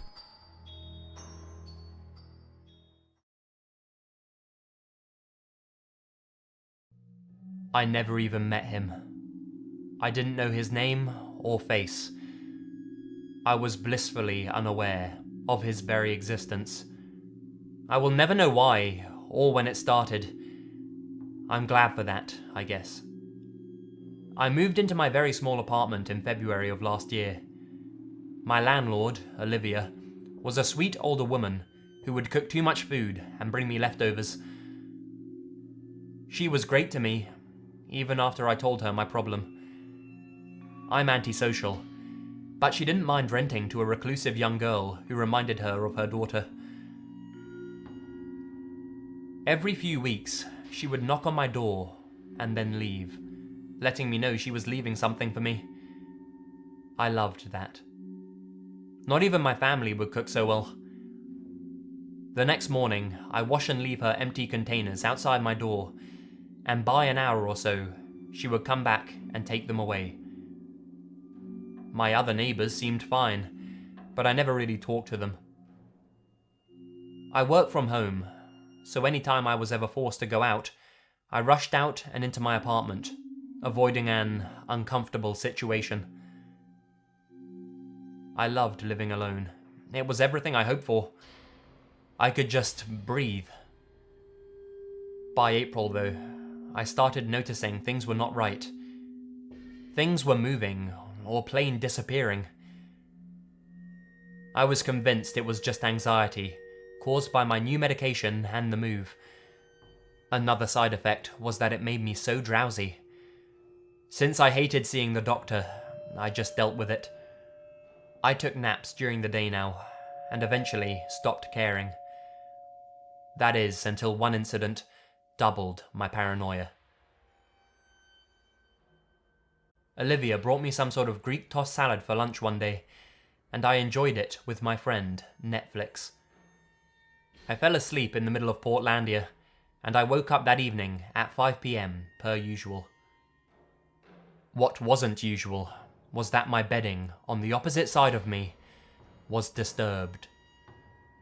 I only sleep on my right side, always. Even more, it felt warm.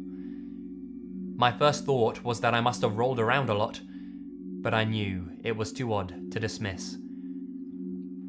I got up and I searched my apartment, gripping my phone with 911 typed in. Nothing else was disturbed. Everything was exactly like it should be. I let it go. For the next 2 weeks, everything was normal, pardon the occasional misplaced shoe or drawn back shower curtain.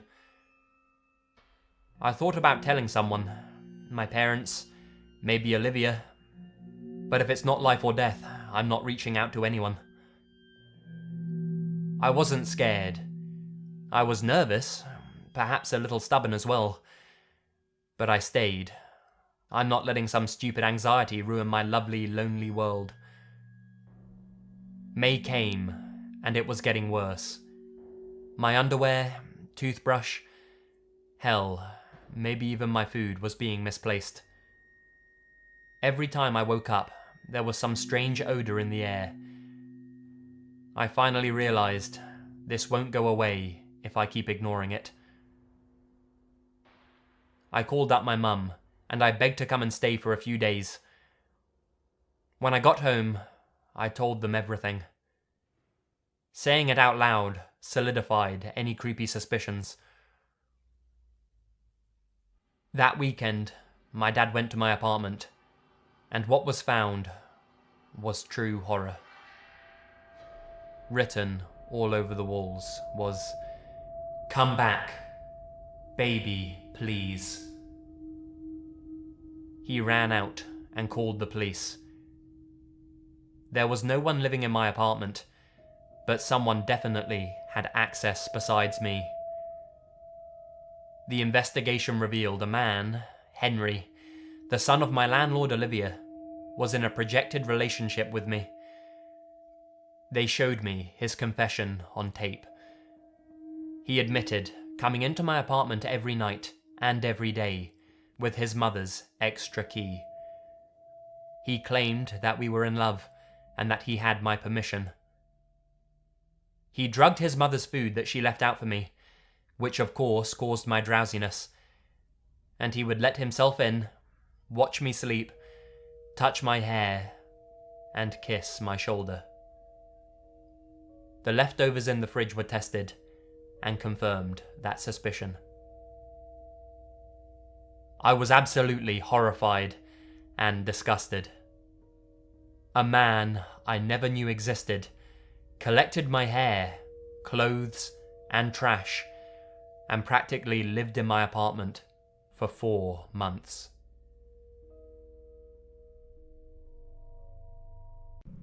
So, basically, my boyfriend and I live in a flat together, and he's an area manager for a main chain restaurant in England. His job takes him to at least 5 to 8 stores, and sometimes he has to stay late. Sometimes he doesn't get in until around 3 AM, so I usually sort of wait up for him to make sure he's alright, if he wants me to run him a hot bath, and if he wants a coffee or anything. So, I get the usual phone call from him saying, "I'm on my way home. I'll be home in an hour. If I drop call you when I'm closer, can you get a bath running for me, please?" I say sure and hang up. Now, our block of flats has this security door that always gets locked at 10 PM, and as long as you have a main entry key, you're free to come and go without worrying about the door. I'm nestling down to watch some Netflix, with a cup of tea and a cheeky biscuit, when I hear our buzzer to our flat go off. Now, someone outside the main entrance is pressing my number, and I have to press a switch from the inside of my flat that will open the main security door and let them in. I think to myself, it's probably just someone who's forgotten their key and pressed my number quickly. I try to shrug it off. I pause the film I'm watching, and I wait. The buzzer rings again, stops, and then rings again. It sounds like someone is deliberately putting their finger on it and holding it down. Now, our flat is on the 2nd floor, and from our bedroom, we can look down and see who's at the main gate. I jump up, go into the room, and slowly peek to see who's there. I saw 5 well-built, stocky men. This is 2 a.m. What the hell are they doing here? Why the hell are they ringing my buzzer? It suddenly becomes clear to me that whoever they were, they clearly didn't live here because they didn't have a key. While peeking at them, I clearly see the front guy put his hand up and press my buzzer. Flat number 4. He's not even touching the other buttons, just mine. Half of me wants to pick up my flat phone and be like, seriously, get lost. I don't know who you are or what you want, but I will call the police. And then the other half of me doesn't want to give away that I'm a girl. It sounds silly, but I'm 23 and I'm quite small. I grab my phone and I ring my boyfriend straight away. He says something like he's 45 minutes away and will be there as soon as possible, but he will call his dad, Luke, who's a policeman, to come over and wait with me. While I'm on the phone, the buzzer is still going. He tells me to just keep peeking at them and to see if I can make out any distinguishing features. After what seemed like ages, my boyfriend's dad turns up, and I see him walk straight up to the guys and start a conversation. My boyfriend's dad already has a security key. We gave him one in case we were ever locked out, and he opens up the door to my flat. Straight away, he runs over to me and makes sure I'm fine. We're sitting down, having a cup of tea, and I ask him what was said and what was happening outside. He says he walked up to the main door, and the conversation went like this. They said to him, "Hey man, do you live here? Do you think you could let us in?" Luke replied with, "Well, clearly if you don't have a key, you don't live here, so no. Who are you supposed to be seeing?" "Well, my main girl lives in number 4, and she's gone to sleep." You know how late it is. "These are my friends, and they don't have anywhere to stay, and I haven't got a key. So, how about you let us in?" That's funny, because my daughter lives there. "Oh yeah? Shit, dude. Well, how about letting us in, and we can go and see her together?" Luke said, "Right. Now I don't know what you're planning to do, but seriously, stay the fuck away from these flats. You clearly don't live here. If you ever come here again, I will personally arrest each and every one of you wankers. Now fuck off and go home, because I swear to God I will beat the shit out of you guys so bad, no one will recognize you." And with that, the group of guys took off, and Luke managed to open the door freely and get in. I've been working in bars and pubs since I left school. I was only supposed to be a year at most, earning a wage while I figured out just what I wanted to do with my life.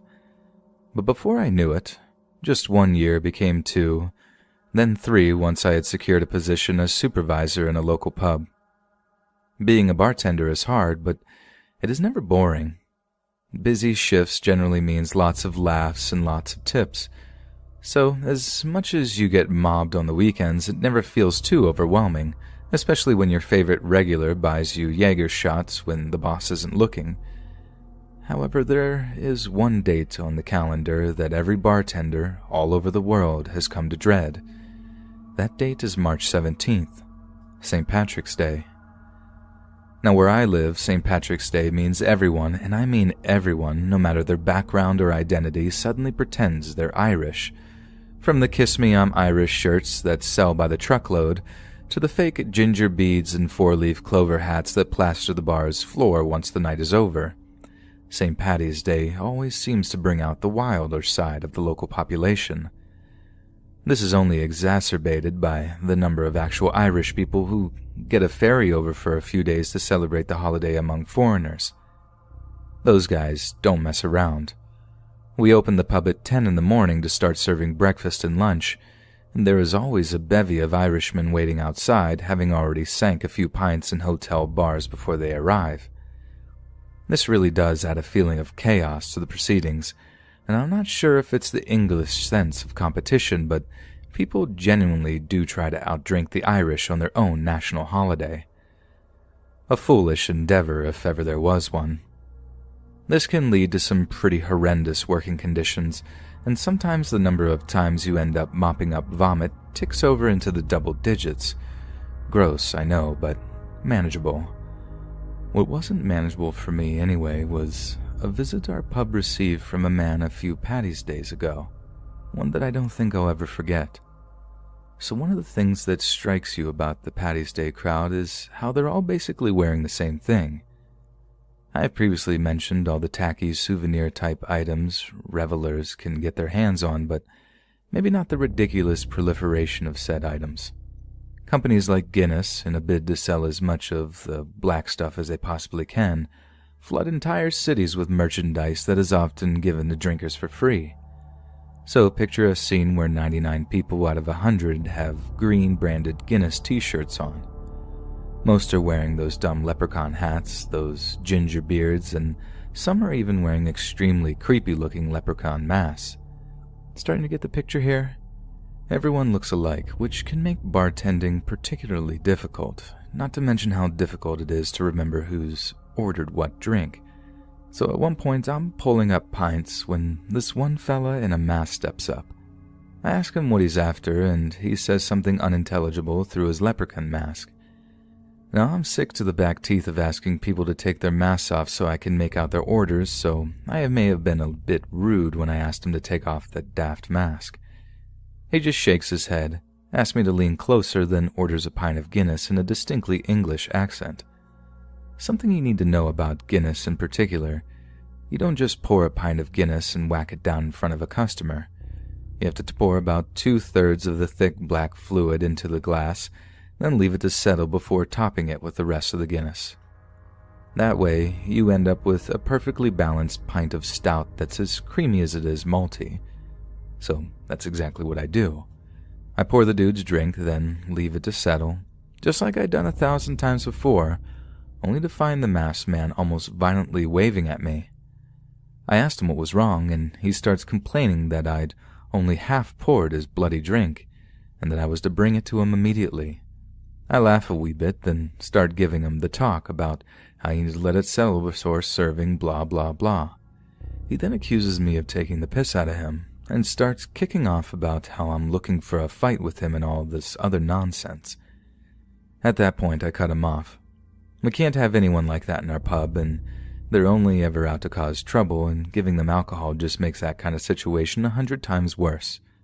So I put on my polite professional voice, calling him sir and all of that, and gently explain why he can go jump in a lake. Not my exact words, but you get the idea. That's when he just comes out with, "I'm gonna effing kill you."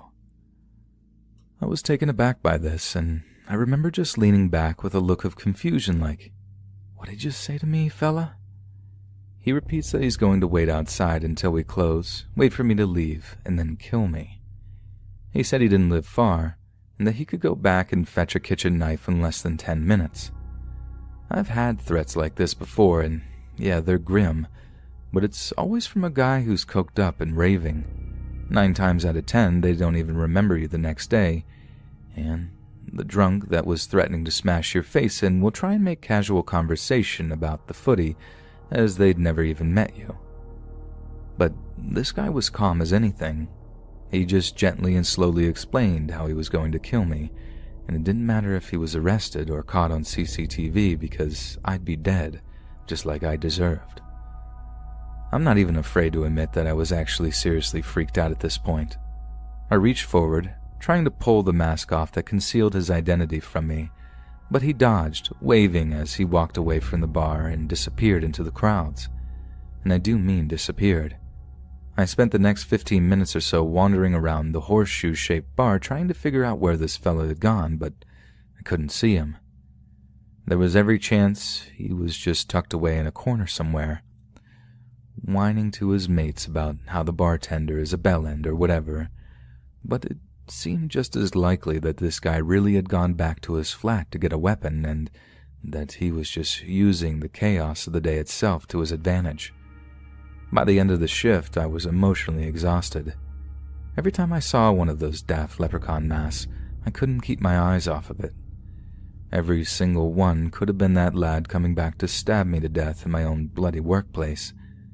I know it all seems crazy in retrospect, that he was obviously just full of bluster, but every murder story seems ridiculous until it's plastered all over the newspapers, with all those people coming out of the woodwork to say, "Oh, we never saw it coming, and it was just so unexpected." But a part of me really did think it was going to be my face on the newspapers the next day, and sometimes I actually thank the man upstairs for keeping me safe that night.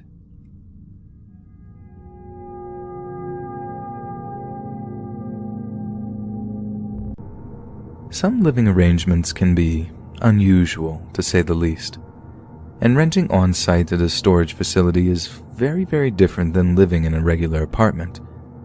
My uncommon living area connects to the storage facility by a long, dark, cold hallway from a door in what we call our porch area, and every night I have to walk past this doorway to get into my apartment. When my wife and I go to bed at the same time, I don't notice it. But when she goes to sleep before me and the house is dark and quiet, an acute anxiety grips me as I quickly patter down the hallway to my bedroom. Something about that doorway to the storage facility feels ominous, always has. A small peephole is in the door, and sometimes I imagine looking through it at night only to see something or someone in the hallway on the other side. One night last year, in the weeks leading up to St. Patrick's Day, strange events began to unfold. At first, we didn't notice anything too weird, mainly because the place's customers are in and out of the facility at all hours of the day and night. Not to mention the fact that they can turn out to be some pretty strange folks when all is said and done.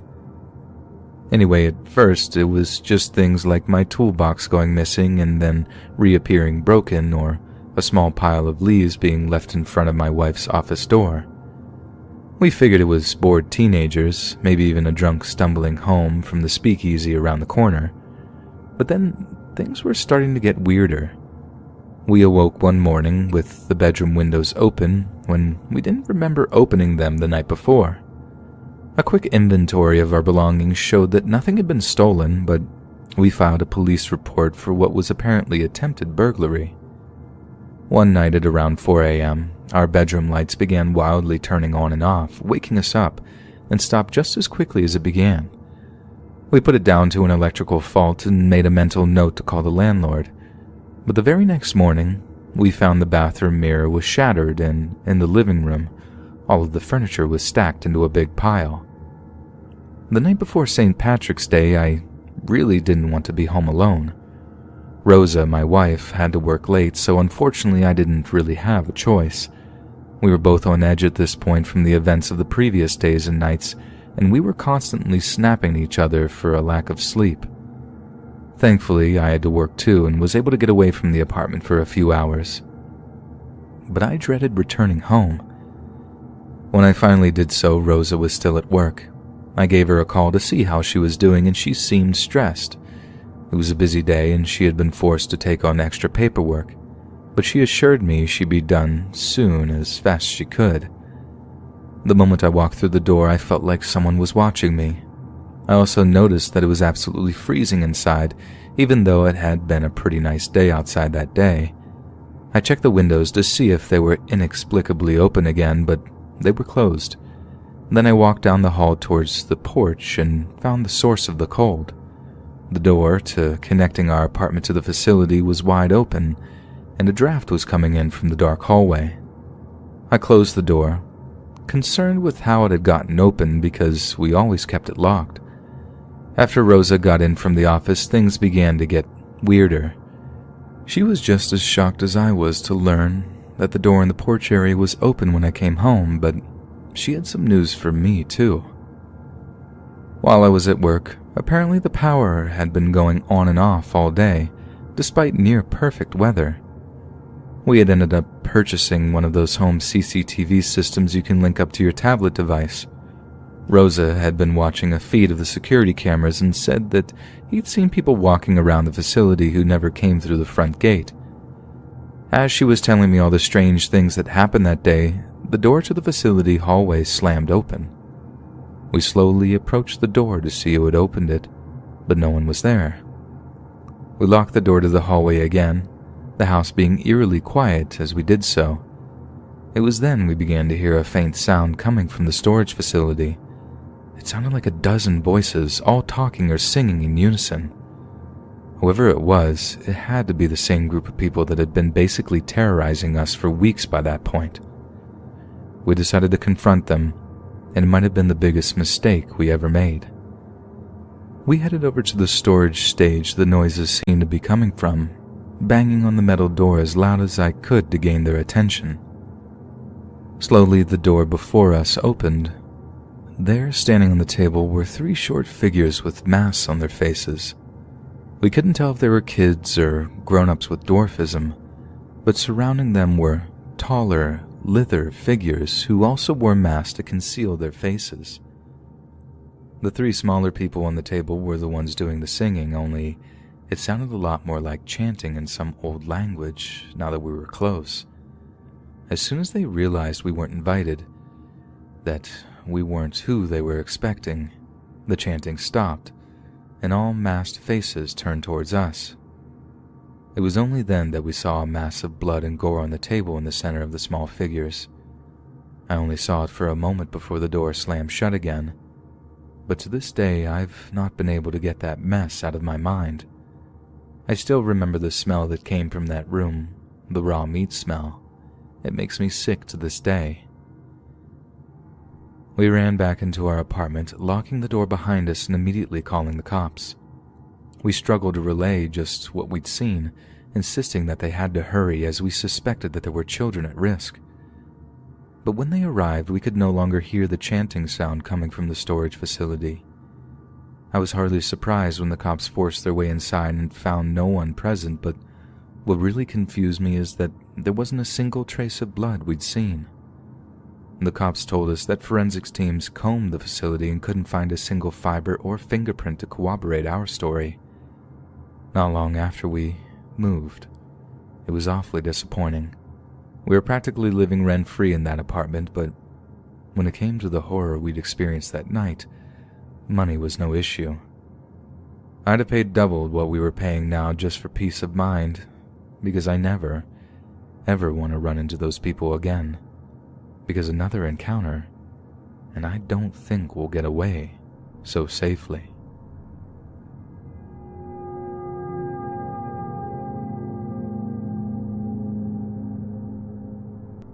I didn't know much about St. Patrick's Day when I first moved to America. I was familiar with American culture, sure, and growing up in Hokkaido in Japan, I was vaguely aware that St. Patrick's Day existed. But I had no idea it was taken so seriously by Irish Americans. So my first March 17th as a student at Boston University was certainly an eye-opener. I remember waking up that morning like it was any other.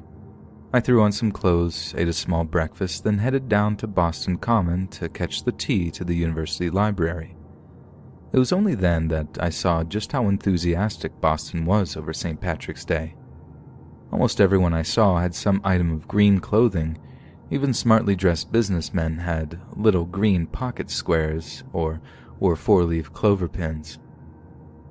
I saw big groups of kilted men with those noisy bag things and even people dressed as small red-haired creatures, though I can't remember the word for them.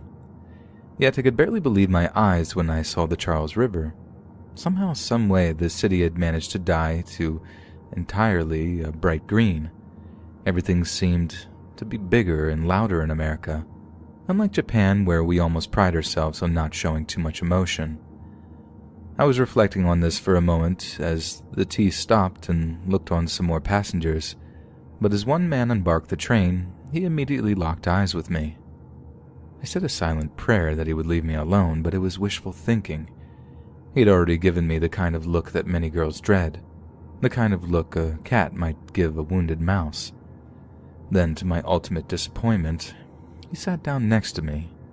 He reeked of alcohol, so much so that I had to subtly cover my nose to keep from feeling nauseous. I didn't drink alcohol back then, and I still rarely do. The smell still makes me feel sickly even to this day, so I simply put my earphones in and tried to keep to myself as the tea started moving again.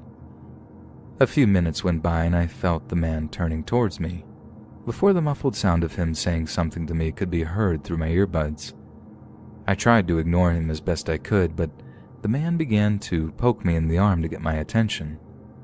I couldn't ignore him anymore, so I took out my earphones and I asked him if I could help him in any way. "Why aren't you wearing green?" he asked me, slurring his words as he did so. At first, I had no idea what he was talking about, but I quickly remembered that wearing green clothing seemed to be a sort of tradition among locals on this particular date. Yet still, I didn't wish to engage with the man, so I might have lied just a little to get him to back off. I don't speak, so much, English," I said, pretending to be ignorant. I thought this might deter the man. It wasn't the first time I'd pretended not to speak English to avoid a man's attentions, and usually it worked. Just not this time. "Why aren't you wearing green?" He spoke much louder now, punctuating his final word by grabbing the sleeve of his own green pullover and waving it in my face. As he leaned in, another wave of his alcohol-soaked breath wafted into my nostrils. I couldn't bring myself to answer him. I thought if I tried to speak, I might vomit up my breakfast. So I simply shrugged at him as if I didn't understand and then tried to go back to my phone. That's when I felt an intense pain on my left arm. I cried out, shifting in my seat and turning to see that drunk man had actually pinched me. He was laughing as he did it too, with a little drool catching on his bottom lip before running down his chin. "You don't wear green, you get pinched," he said, still giggling to himself. Other people in the tea began to notice now, some looking pretty outraged that this drunk man was treating me this way. "Please don't," I managed to say, holding the part of my arm where the man had pinched me. But this only seemed to make him angry. By the time I had jumped up from the seat to move away from him, other passengers on the train were angrily shouting at the man to leave me alone. People in Boston are very friendly, especially to foreigners like me, and as I got off the train a few stops early, I decided not to let this experience tarnish the city's image in my eyes. After a long day of studying, I was headed back to my apartment in an Uber taxi when I got a text from a few friends. They told me they were having a few drinks in a big Irish bar near Government Center. I forgot the name, but they asked if I would like to join them for some green beer. I had never heard of green beer, but they insisted this was a big tradition in America. I was not entirely in the mood for drinking, but I did like the idea of seeing some of the party, especially since it only happened once a year. If the beer in the river were green, what else had Boston changed the color of? I had to find out. So I arrived back at my apartment, rushing upstairs to take a shower and change my clothes. This time I tried to find something green to wear, only to find that I didn't actually own anything distinctly green. I had a turquoise t-shirt, but that was about as green as it got. I texted my friend again, but she reassured me I could borrow the green scrunchie she had in her wrist. That way I could be safe from more pinching men, hopefully. But as I began to walk around to the Irish bar, that was no more than 5 or 10 minutes' walk from my apartment, I happened to walk by a tea station. Standing outside was the last person I ever wanted to see. It was the drunk man from that morning, with a brown paper bag in his hand. He'd obviously been drinking since that very early morning, and he looked even worse than he did on the train. I hoped he would be too drunk to see me or even recognize me, but to my complete and utter horror, I saw a flash of recognition in his eyes. He shouted after me, and I tried to walk faster to avoid him, but it was impossible. His rude, racist shouts became even louder, and he started to run after me. I had tears in my eyes as I ran down the sidewalk away from him. I ran to the first police officer I saw, bursting into tears as I fell into his arms. I tried to explain what was going on, but I was panicking a lot, and then I turned to point at the man who was following me. There was no one there, only happy, friendly partygoers. No sign of the drunk. The policeman walked me back to my apartment. He was very friendly and understanding, especially since I was so upset that my English had failed me. Most people in Boston are very nice and friendly, as I said, but some not so much. Especially when alcohol is involved, I sometimes think the world would be very different if people didn't drink.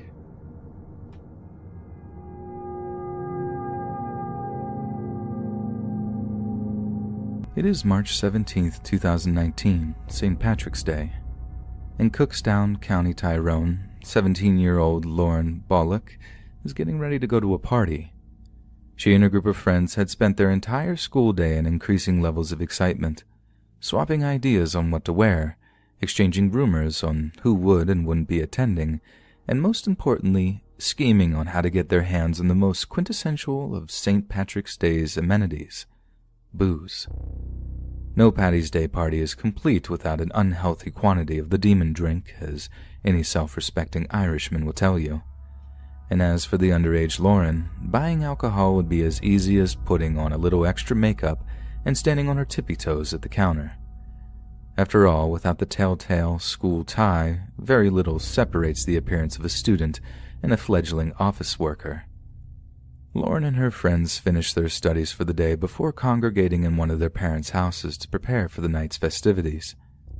Outfits were road-tested, makeup applied, and the girls even sampled a little of their alcohol haul to get healthy pre-drunk before they departed.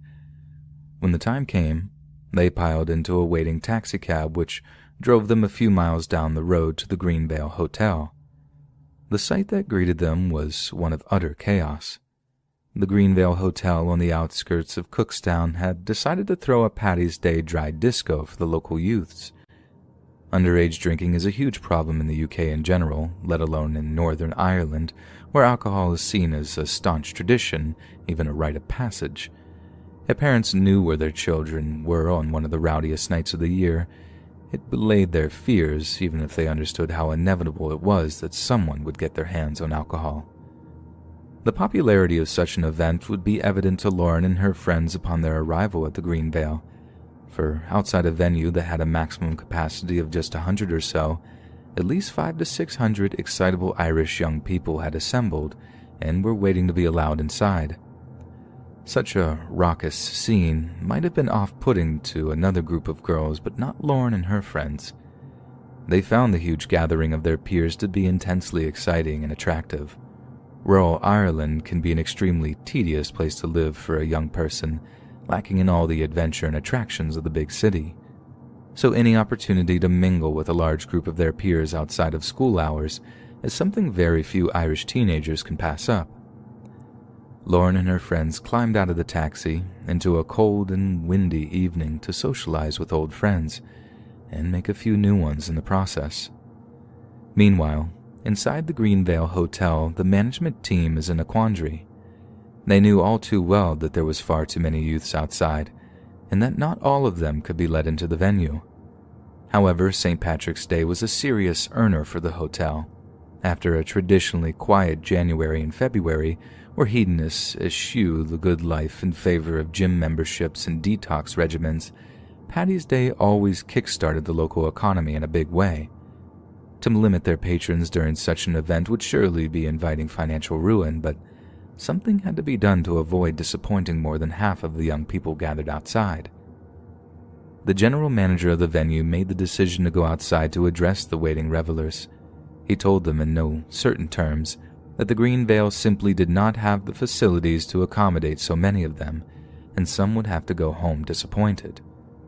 He then asked the waiting youths to form an orderly queue at the entrance, where staff would take their entrance fee and stamp their hands with black ink to verify them. And that's when things started to go wrong. As I previously mentioned, a long-standing tradition in the UK and elsewhere is to imbibe alcohol before arrival at a pub, club, or party, in order to get a head start and save a little money. The same applied to the gathering of underage youths outside the Greenvale that night. So instead of doing as they were asked and forming an orderly queue at the entranceway, what started fairly calmly had soon descended into a chaotic mess of shoving, shouting, and fighting. Hotel staff pleaded with the drunken crowds to calm themselves, but their cries were barely heard over the throngs of barking teenagers, some of who had begun to shove their peers towards the waiting line. Lauren was one of those who had rushed to queue up first and began to feel herself being trapped against one of the Greenvale's outer walls. She tried to push back, to give herself a little personal space, but it was impossible. No matter how hard she and her friends shoved back, the crowd didn't seem to disperse or diffuse. It wasn't long before neither Lauren nor her friends could move. Their arms were trapped by their sides, their bodies squeezed and compressed until some began to complain of feeling faint. Lauren was being crushed against the brick wall, finding harder and harder to breathe as the crowds formed tighter and tighter around her. At one point, she saw a young man with glasses, so pale he was almost white as a sheet, collapse from the lack of oxygen available to him. This was barely noticed by the pushing crowds, who simply walked over and stepped on the unconscious boy, crushing him to death beneath their feet with nothing else in their minds but the desire to drink, dance, and flirt. With the very last of her strength, Lauren began to shout and yell. "My friends are on the ground, move back! My friends have fainted, move back! My friends can't breathe, move back!" Nothing. Not one bit of movement or compassion. In fact, one of the last things Lauren saw before she passed out was the sight of laughing, spotted-faced teenage boys amusing themselves by pushing the crowds towards the doors, trying to get them inside so they too could get to drinking.